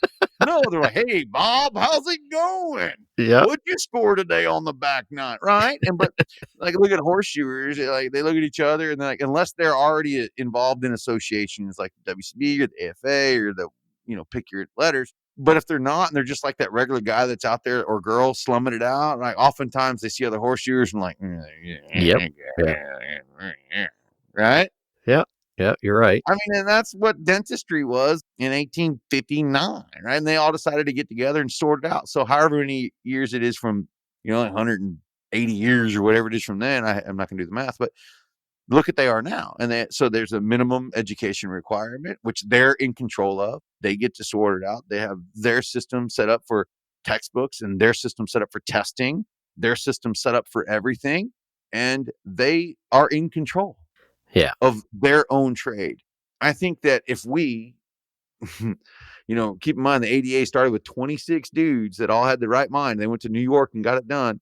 If we as professional farriers didn't set it up with the idea that we're going to be better than anybody else or that we want to have initials or whatever, but you just set it up to be an association for something like that, like professionalism and standards, and watch what it can do and grow. Because I do honestly think, Brian, that, and don't get me wrong, I don't want a bunch of federal government in my world. Like, I don't want that. I don't want to have to pay taxes on taxes. And I don't want people looking down my neck and telling me what I can or can't do. But man, if we don't do something, the vets are going to try and rule us, Yeah. or the USDA's. Remember, wasn't it a few years ago that the veterinarians made a pull at trying to, like, do you Yep. remember that? Yeah. Oh, I do. Yeah. If that didn't light a spark in everybody's, Yeah. really? You want a bunch of veterinarians to tell you how to shoe a horse? Chris and I got into that conversation. He kind of voiced all of his concerns with it. Right, when he interviewed you, yeah, I listened to it. Yeah. And I like your point where if we take control of it now, it's less likely to be that same situation that you're saying with the doctors, where it's lawyers and people who aren't doctors are making the decisions for them. That is a pretty good point. It's funny how contentious this issue can be. It really is, but if you look back at, I mean, imagine we're dentists pre-Civil War, right? And everybody's like, oh, they're going to mandate what we can and can't do. We're like, heck no, like, I'll do whatever I want to do, right? Yeah. And then now fast forward however many years this is, 180 years later, and now they have like their own colleges, they're completely controlled, dentists, and then they have specialties, right? Like you have orthodontia, you have pediatric, like you have Right. specialties, which I'm a big fan of. I don't glue on shoes. If something around here like needs a glue, I don't do it. I refer it out to somebody who I know that does that, which I think is professional. Yeah. Like I Right. really do. I think that more people would. That's a little side clip for young horseshoers. Of course, I never did this because I'm awesome in every way. Right? I've never bitten off way more than I can chew ever. Right? Like I've never done that. No, but I'm serious. As a young horseshoer, when you go out there and you look at it and you say to yourself, that might be a little above my pay grade, don't do it. Call somebody else in, like call somebody above you that knows more, somebody that you respect and that you trust. Yeah, that isn't going to throw you under the bus. Make time, let them get paid for it, of course, right? But you sit there and watch it be done. You learn from it, consider it a learning, and then from there, you can take it over after that. Like, let's say it's a bar shoe or something, then you could like, whatever. But I wish I would have done that when I was younger, because you only get one chance to make that first impression. And when you come out with big ears and you sound like a donkey, like it's not good. And the results don't pan out. Oh, no, it's bad. So anyways, I digressed a little bit, but yeah, I think that, I mean, look at the racetrack. If you're on the racetrack, you have to be licensed to plate on the racetrack. And that's for insurance reasons. Mm-hmm. Yeah, you're probably right. It is coming. That's kind of what I could picture it happening here, even before there in Canada, before the US. You should look it up. It's like history of dentistry or whatever, but there was rules that they had written in there for people that were in rural areas, right? Like, so rural areas didn't have to use a quote unquote licensed dentist or something. And then they had bylaws putting in, like they thought about a lot of that to think about how to slowly move it, implement. And that's, I think, what would happen in the United States, because it's much larger, right? And people are like, well, why do I need to get like a certified guy to come out and shoe my ranch horses? Well, you probably don't need to, right? Like nobody's saying that. Those are agricultural use, horses. Right. In my mind, Brian, I think that it would start with insured horses. I think that that's probably where it would start. And then I think that also like vet clinics, for insurance purpose. I think again, it's going to all start for insurance purposes, is what I honestly believe. Where all things start. Yeah. Yeah. Right. That's true though. Right. That's where everything, like everything starts there, and then it goes. And I just think that if we're smart as a whole, like as all of us as a group get together and own it ourselves, like own it. Yeah. Then we'd be a whole lot better than a group of dudes from the USDA that want to dictate shoeing horses, right? Like, I just don't think that's a good idea. Yeah. And if it falls into the wrong hands, that's the other fear, right? What Chris kind of talked about it too. But say the Natural Balance folks had got together, 26 of them, and started a thing. Mm-hmm. It'd be scary if suddenly that became the standard, right? Yeah. Toes are the devil and must be eliminated. And if you like perimeter fit, and this is my thing, right? We can either stand by and hope it doesn't happen.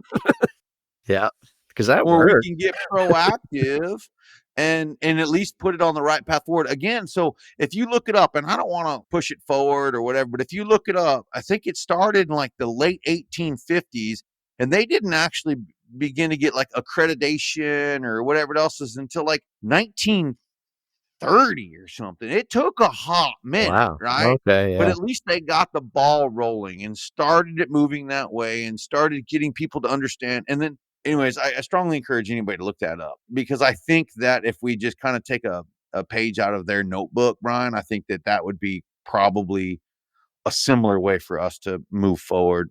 That's a really good point. How did you make that connection? Where does the dentistry, do you have somebody in your family's that background, or where did that come from? No, I don't at all. So again, so years ago, I used to be a lot more involved in the AFA, and I was on, I forget what the name of the committee was or whatever, or not even a committee. I was part of something, right?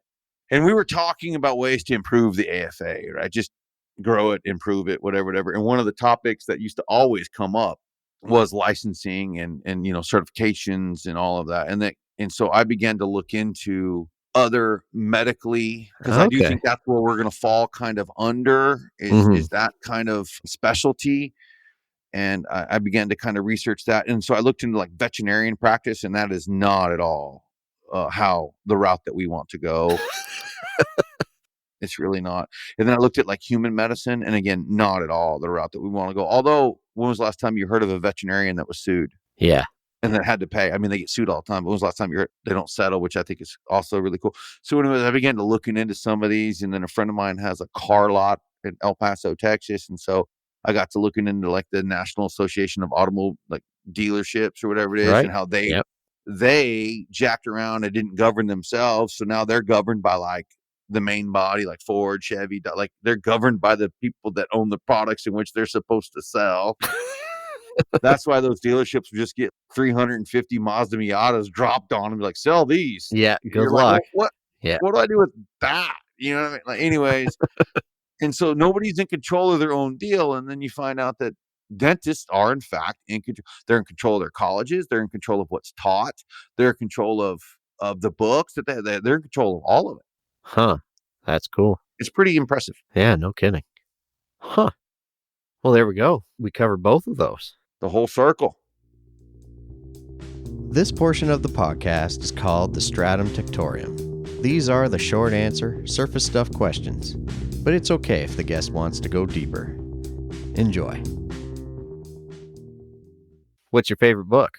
Well, the one that I share the most or give the most out is called Mansfield's Book of Manly Men. Oh, That's kind of cool. You got to look into it, man. It's kind of I'll a cool look book, into and it's a cool book. okay. Favorite brand of nails? Liberty. Which kind of Liberties? I use more E4s than probably anything else, but the Liberty has a Slim Blade 5 that's a 52.5 millimeter long nail. They go up there. Yeah, they send it. The only other one that like Jason Rotremel is bad. You know what I mean? Like I love that dude. Like he's rad. Yeah. I don't use a lot of cons. I do some. I especially like when I need something with a little narrower Yep. or Narrower little section. narrow section, but it's got 10 millimeters of mass to it. Yeah. Right? Yeah. So, Yeah. so I do keep cons on the truck, but I liked their con nail. I really like their Slim Blade nail. It's a 53 millimeter nail. Like that thing will get up there.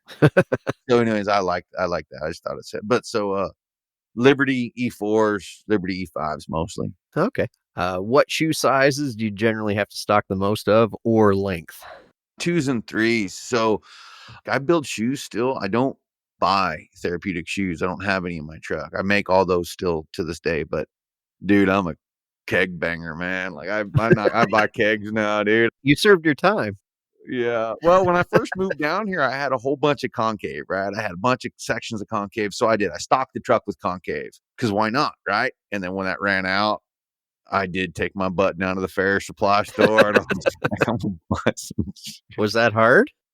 figuring out sizes for so long. I think it was Chris Gregory a long time ago that says he just knows how much metal to cut to get something figured, like, right. And I'm not saying that I was anywhere near as good as that guy, but I could kind of look at a foot and figure it out, like, okay. And then, I started looking at feet and be like, I don't know, is that a 3? Is that a 4? I don't know. And then, so it's so funny, Brian, I'm out there using a keg shoe, right? Like I'm using a keg shoe, but I have a ruler. Like I measure the foot first and then I take it over to the keg shoes and measure them out. But now I've kind of got it sorted, right? But at first I didn't, I had no idea how many inches or like a 3 would cover or a 4. I don't know. I'm like, all right, let me go measure that length and width or whatever. Yep. Yeah, bit of a transition period. It was learning. What's your favorite make of rasp? That Heller green one. Yeah, everybody says it. I'm using one right now. Have you ever got a bad batch though? Yes. Were they bunged up?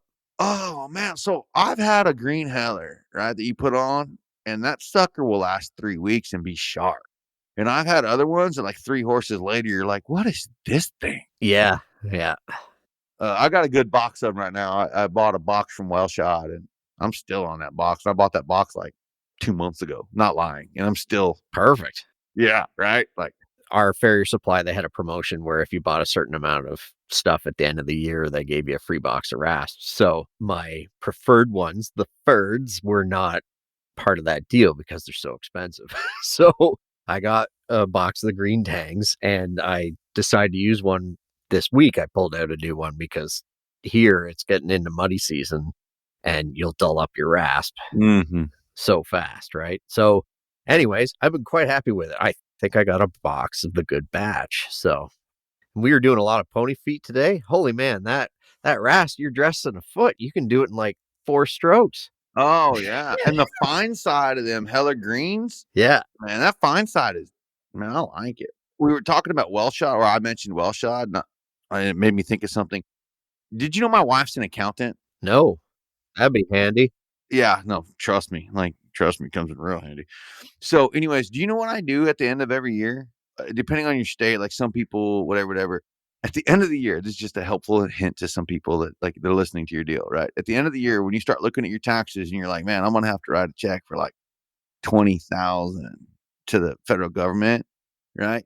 Just call and order whatever supplies you're gonna need for the next 6 months. Yep. Just buy it. Because again, it's an above the line, like it's gone, like it's done. And you're also going to help your Farrier Supply store out because guess what? They don't have to pay taxes on Right. all of that. Yeah. Right. So it's a win-win. Does that, you know what I'm saying? Yeah. So that's 10,000 less or whatever it is that you have to pay in taxes. And then you're also helping your Farrier Supply house because they're not having to pay, what is it, gross receipt taxes or whatever that's called on those other, you know what I'm talking about, where they have to pay for all the stuff that they have in their store. Right. Okay. Yeah. So you're helping them out. So it's a win-win. Buy your crap at the end of the year. Anyways. Yeah. That's why our Farrier Supply always does a deal that at that point. Yeah, they don't want to pay taxes on it. No. What's your dream Farrier rig? Oh, I've got it. Yeah. Nice. Yeah. So, you know who Todd Walker is? Yeah. So Todd Walker won my rig, Striker of the Year, and then I bought it from him 2 trucks ago. So he put like 300 million miles on the truck that when I bought it, like it was under his truck, right? And I put another 150,000 miles on that truck. And then I yanked that body off and stuck it under another truck, and I've put 250,000 miles under it again. Oh. And it's simple. Like I've got an anvil, forge, some tools, a place to put bar stock. I got a grinder, a drill press, a place to sharpen my knives, 2 propane bottles. That's it. The end. That's it. I don't want to carry it's got 5 drawers. Like that's it. There's 5 drawers. I have nails and some pads. Like that's it. Huh. You don't have more drawers for the Natural Balance shoes? Because they won't hang out a rack, will they? You son of a... What's your favorite rounding hammer? Oh, dude. Again, different. So on the truck every day is an Austin Edens. Yeah. I run that every day. I just bought one. Did you? Yeah. 2 1/4, and I love it. I am not man enough to swing a 2 1/4. I didn't think I was, but it swings a lot easier than it looks. Yeah. So, and then I have a Riley Kirkpatrick Chris Madrid baby that those two made together. No way. That thing thumps. Yeah, it thumps hard.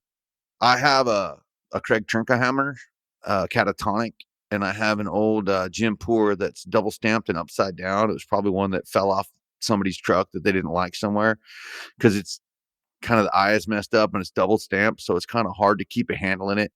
But I love that hammer too. So, and I'm one of them guys that, like, let's say I'm going to go, I will use a different hammer for different, like I'll fuller with a different hammer than I will right other things, right? Like, so I'm just different like that. No, I have actually done that several times, and then I thought there was something wrong with that. You're the first person.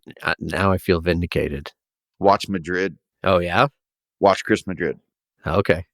that dude will run through 3 different hammers on a go, and he's just rad.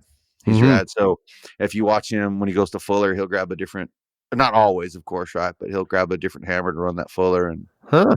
I used to think that I needed a different weight.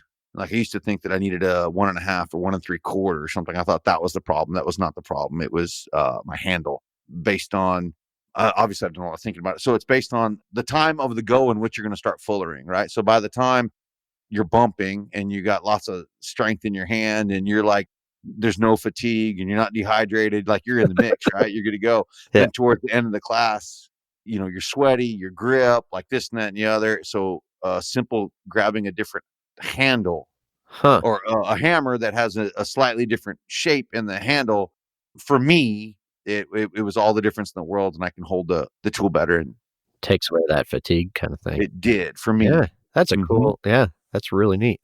Okay. Cool. What's your favorite type of bar stock to work with? I think I know the answer, but Concave. Yeah. Concave. 100%. did you have a favorite section? 3/8 by 3/4. Right. I figured you'd say that too, Mm-hmm. just by the size of the feet you were working on. Yes, sir. Favorite pastime after work? I've recently, since I moved to Southeast, by God, Texas, as all the hay hauling rednecks around here call it, I have found that I enjoy barbecue, like smoking meat. Oh, Right. So like not grilling on a grill, but like smoking meat. So it's not exactly after work, but like on the weekends and stuff. yep. I do that. Cool. What's the next thing on your bucket list? Oh, you asked me like what I do after work, like what my hobby is, right? So seasons, like there's time in a season for everything. And I used to be the guy that always came home and built shoes and really, really practiced, right? I was that guy because as I mentioned, I'm not very good at forging. It's something that requires effort on my part. Now I'm really into things like I'm building a Jeep for my daughter. Oh, cool.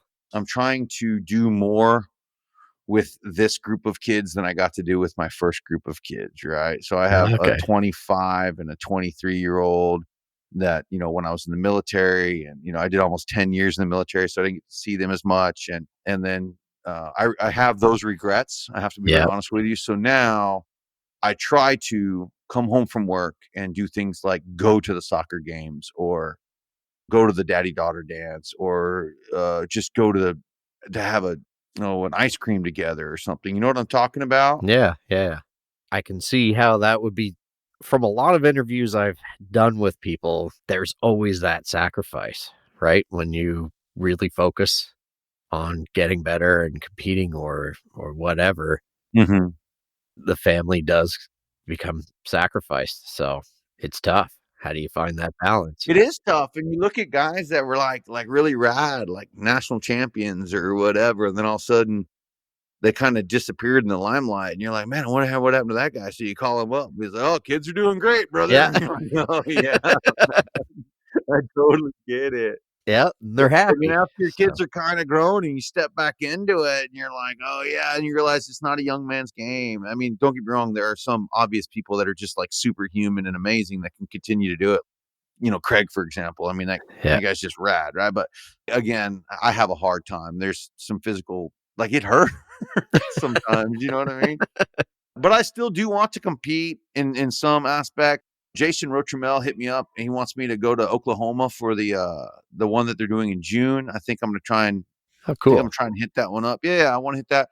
And then of course Texas. I didn't go last year, even though I lived in Texas, but trying to build a business and this and the other. I didn't have any time to practice, and I don't want to be that guy. So to answer that next question you answered is what I have going on is kind of that. I wouldn't mind getting back into that. I don't think that I have the I know it's going to come off wrong, the desire right now mentally, like my own internal desire, that fire to try and jump back in at any kind of high level. Not that I ever was really high level in the WCB, but that's a whole different game, right? And so I think I'm going to go back down to some of the state ones or local ones. Not that those aren't also rad or whatever, but the WCB, I mean, that's like the cream of the crop, right? Like so not to take anything away from state stuff, but I'm just going to probably focus a little more on that. And then more the focus will be just kind of staying home and staying local and hanging out with the girls and my girls, my kids, and that kind of thing. Yeah. Cool. Favorite brand of keg shoe? I used to do the TS8s, Okay. the Delta TS8s. Now I use Kirkhart DFs or whatever it is, Right. Kirkhart Yeah. DFs, Yeah. and then I use the Kirkhart Concaves. But I really want to look into those. Are you familiar with those handmade shoes? They're like, Yeah. The UK ones? yeah. I Handmade. wanna, Yeah. They're so close to a handmade or a lot closer. really. Yeah. I've never played with one. I need to.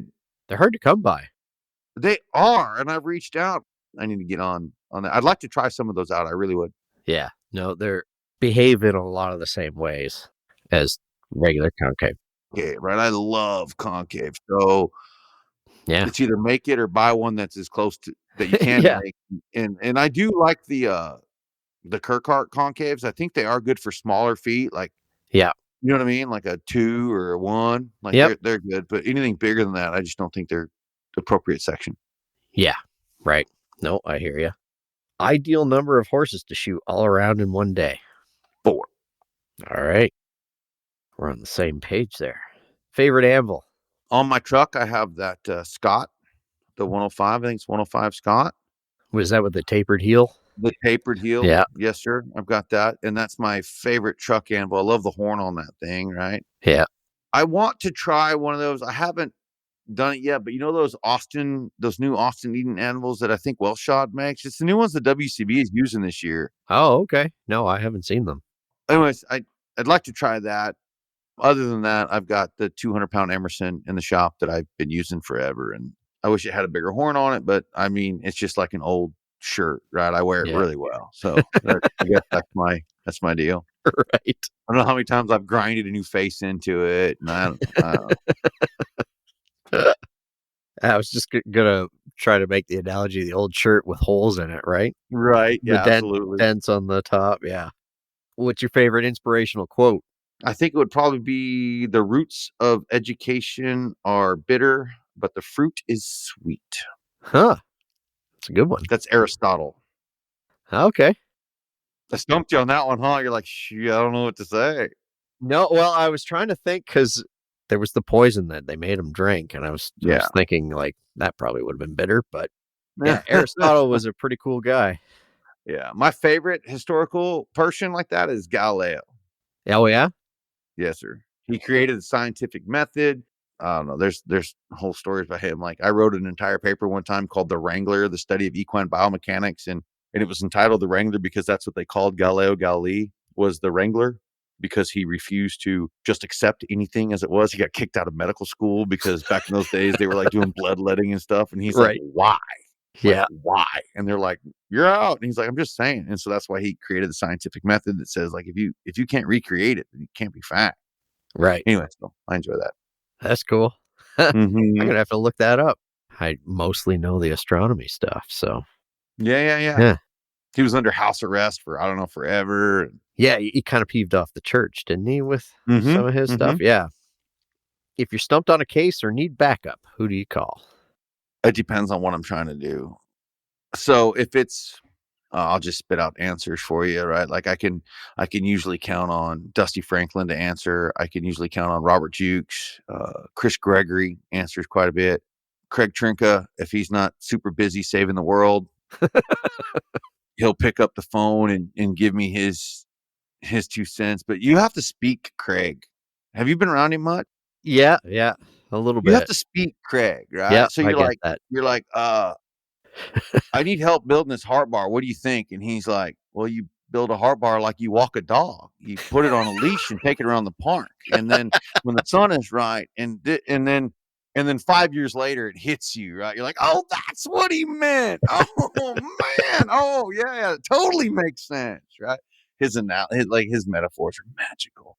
And then Robert Jukes is a big help to me. He's kind of close, and so I like to bounce things off him. Jeremiah Harris, as you may have heard me say before, I think that it's really important for us to have, people that we can call on, and not just the people that are going to blow your dress up and tell you how great you are, like, oh man, you're the best ever. But you also have that other person that can be like, I always think of it in an Australian accent because it's usually comes to me in an Australian accent. bloody hell, you can't just freaking do that, right? Like that's the worst horrible accent, but usually it comes in the form of an Australian accent that tells me where I'm really not doing right. And Right. so, and that would of course be from Robert Jukes, and you're like, okay, got it, bro. So I think it's important that we have both, right? You got to have a bag for the wins and a bag for the losses. Yeah, for sure. I was just thinking as you were saying that you've already got the yes man covered because you already are awesome. So Well, we've established this, right? Yeah. Like, so basically I'm amazing in every way. And do you want to hear a funny story real quick? Sure.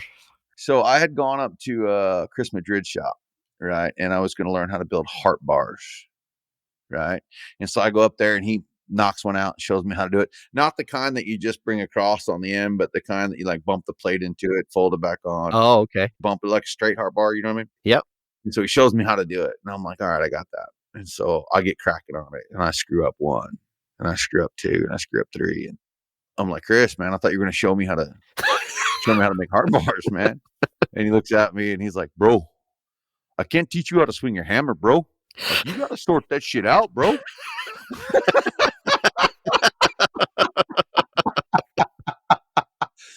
and you're like, dang it. So eventually, after I don't know how many hours or days of that, I finally got one that resembled a heart bar. But he hit the nail on the head with that. Like so many times, and I have it happen here. Right? People will come to my shop because they want to learn something, and they don't even know how to hold a set of tongs. Right? They can't build a heel. They can't pull a clip, right? But they're wanting to build a roadster. And not that I'm the best at building a roadster, but I can get one done, right? You know what I'm saying? And so it's like you're not at that level right now. You need to slow that down. And sometimes it takes somebody to tell us that because we don't, you know what I mean? We watch it on social media or we see Superman Craig do it and we think everybody can get 2 inches in one heat into half by one, right? Like that's easy. Right? Yeah. We don't recognize what we don't recognize because we don't have the ability to comprehend it. Right? It doesn't make sense. Yeah. And sometimes it takes somebody to actually, Brian, tell us that like hey bro, I can't teach you how to, like, I can't swing a hammer for you, bro. You got to sort that out. Yeah. That was very important for me to learn that. Like you got to sort some of that stuff out. And sometimes that requires sweating it out in the shop or sweating it out underneath a book, right? Like learning something like, yeah. Would you go to a doctor that can't name all the bones, like from the knee down? Like, would you go to that doctor? Like, probably not. No. Right? Like, you wouldn't want to go to that guy. And so, if you're a horseshoer listening to this right now and you can't name the 9 bones, like you should probably learn that, right? If for no other reason than you should just know them, right? If you don't know tendons and ligaments, you should probably know that. If you don't know what a thoracic sling is, you should probably know that, right? Like, these are things that you should know because this is our job. This is what we do. Well, I think it's interesting coming from somebody. So I had quite a bit of success in the beginning without knowing what I needed to know. Oh, yeah. And you get in that place and you sit comfortable and then you're like, well, what do I need to know those things for? Because look, I'm already making money. My clients tell me I'm God. Like, I really don't need to know that. But if you want to become a true crafts person and really consider yourself part of that trade, yeah, you realize after you get in with those people, like the names that you have spoken of and start to surround yourself with those people, you realize that if you really want to honor the craft, you've got to do the work, the legwork. And it isn't easy. There are no life hacks to get you there. You got to really hump it out for years. And I'm not saying you have to know how to hand make every shoes. No, I'm not saying not that either. at all, no, right? Like I know race platers, like a guy named Mike Talbot, right? Like he's out of southern New Mexico at Ruidoso, and he shoes in Sunland Park and all that. That dude's rad. Like he's good. Like he can glue on shoes. Like he's a really good horseshoer, and he has. If I light a fire around there, he's going to cook a hot dog or something on it, right? Like he just doesn't care, right? Yeah. But that's a good farrier, right? So this idea that you have to be, exceptional at building shoes or that you can only hot shoe, like I don't necessarily agree with that. Although I will say that it's really hard in some cases to properly fit if you can't get the right shape, right? Like I'll say that. So I'm not trying to say that you have to be like this super mold of you have to be like a contest farrier, you have to this, you have to that. But I do think that if you're driving nails in horses' feet, there is a certain level that you need to understand. Yeah, that minimum standard. Yeah. Right. And I think that if in today's day and age, Brian, that it is easily achievable because we could sit here and go online right now and I can watch a Chris Gregory video where he breaks down tendons and ligaments in the leg, right? Like Yeah. you can watch that while you're going potty. You know what I mean? And so I think it's easily there. You can get it. So I think to not get it and just to say, well, I don't need to know that information, I think that's just almost disrespectful, right? Yeah. Yep. For sure. Do you have a farrier terrier? And I think I heard 2 of them. Yeah, but they never go out. They never go with you. I did. I had a blue heeler that went with me for a long time, and he got to where he was eating horse feet all the time and throwing up at 3:00 in the morning, and I got tired of that All the and time? So, yeah, he just never got over it, and so I didn't want to beat the dog or anything, so I just stopped taking him. And I found that, quite honestly, most of my clients were quite happy when I did that because, they have their own dogs and Right. whatever. Yeah. Whatever. So that's the way it worked out. Yeah. Yeah. Do you have a favorite shoe or package for a mystery lameness when the client either doesn't want to pay for a diagnosis or the vets are stumped? If it's a quarter horse, probably stick a wedge on it. Oh, really? Yeah, probably a wedge with a pad and some dental impression material. Like, I don't know. I hate to say it, but I mean, depends on. There's a lot of. Yeah, you'd have to ask there's so the much question. variation to Yeah, that, it's right? hard for me to say. But if it's a kind of a straight-legged horse, and you can look at his body mass and see that, probably assume that horse has got some kind of navicular thing happening. And not that I think that wedging is always the answer for navicular, but I mean, if you're just going to throw spaghetti against the wall and see if it sticks, I mean, Yeah. throw a wedge underneath it with a frog support pad, some dental impression material, and if that made Fluffy better, at least you got a place to start, right? Yeah. Yeah. And if the bigger kind of horse, like dude, I'm a sucker for straight bars, dude. Yeah. Yeah. Mm-hmm.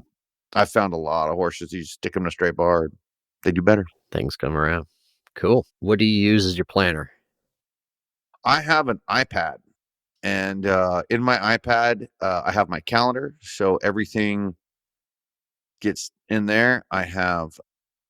It's connected to my internet thing, so when I put your name on there, it also has your address. And so when I get in my truck in the morning, it already knows what time my very first appointment is and tells me exactly how far I am to it and this, that, and the other. Cool. Now, yeah, it works cool. And then I also have in there, in my notes section in the iPad, I keep people's credit card information and expiration dates and all that inside there. And of course, that's password protected and it comes into the house every night and all that. But the only people that have a guaranteed appointment on that day, as far as the time, like is the first stop that morning. Right. Everybody else after that is just open to how the day is going. Yeah. In traffic or whatever. But I'm pretty good about I'm pretty good about it.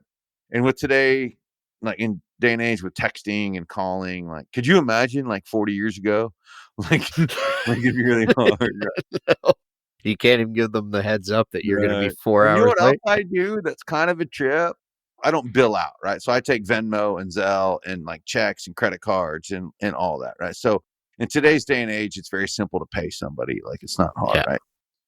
So instead of me just sending a text message and being like, you owe me X amount of money for the work I did, I will take a selfie with me and their horse. I do this a lot, bro. Like, I do it. I'm like, George says hi. Hope you're well. Everything will look great today. Sent you a Venmo request. Have a great day. Happy Mother's Day. And then roll or whatever.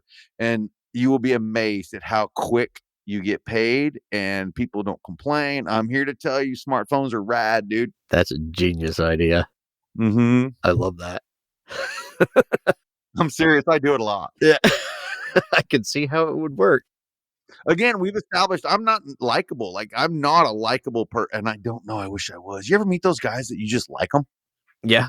Yeah. Yeah. I'm not one of those guys. Like most people, like, I'm not.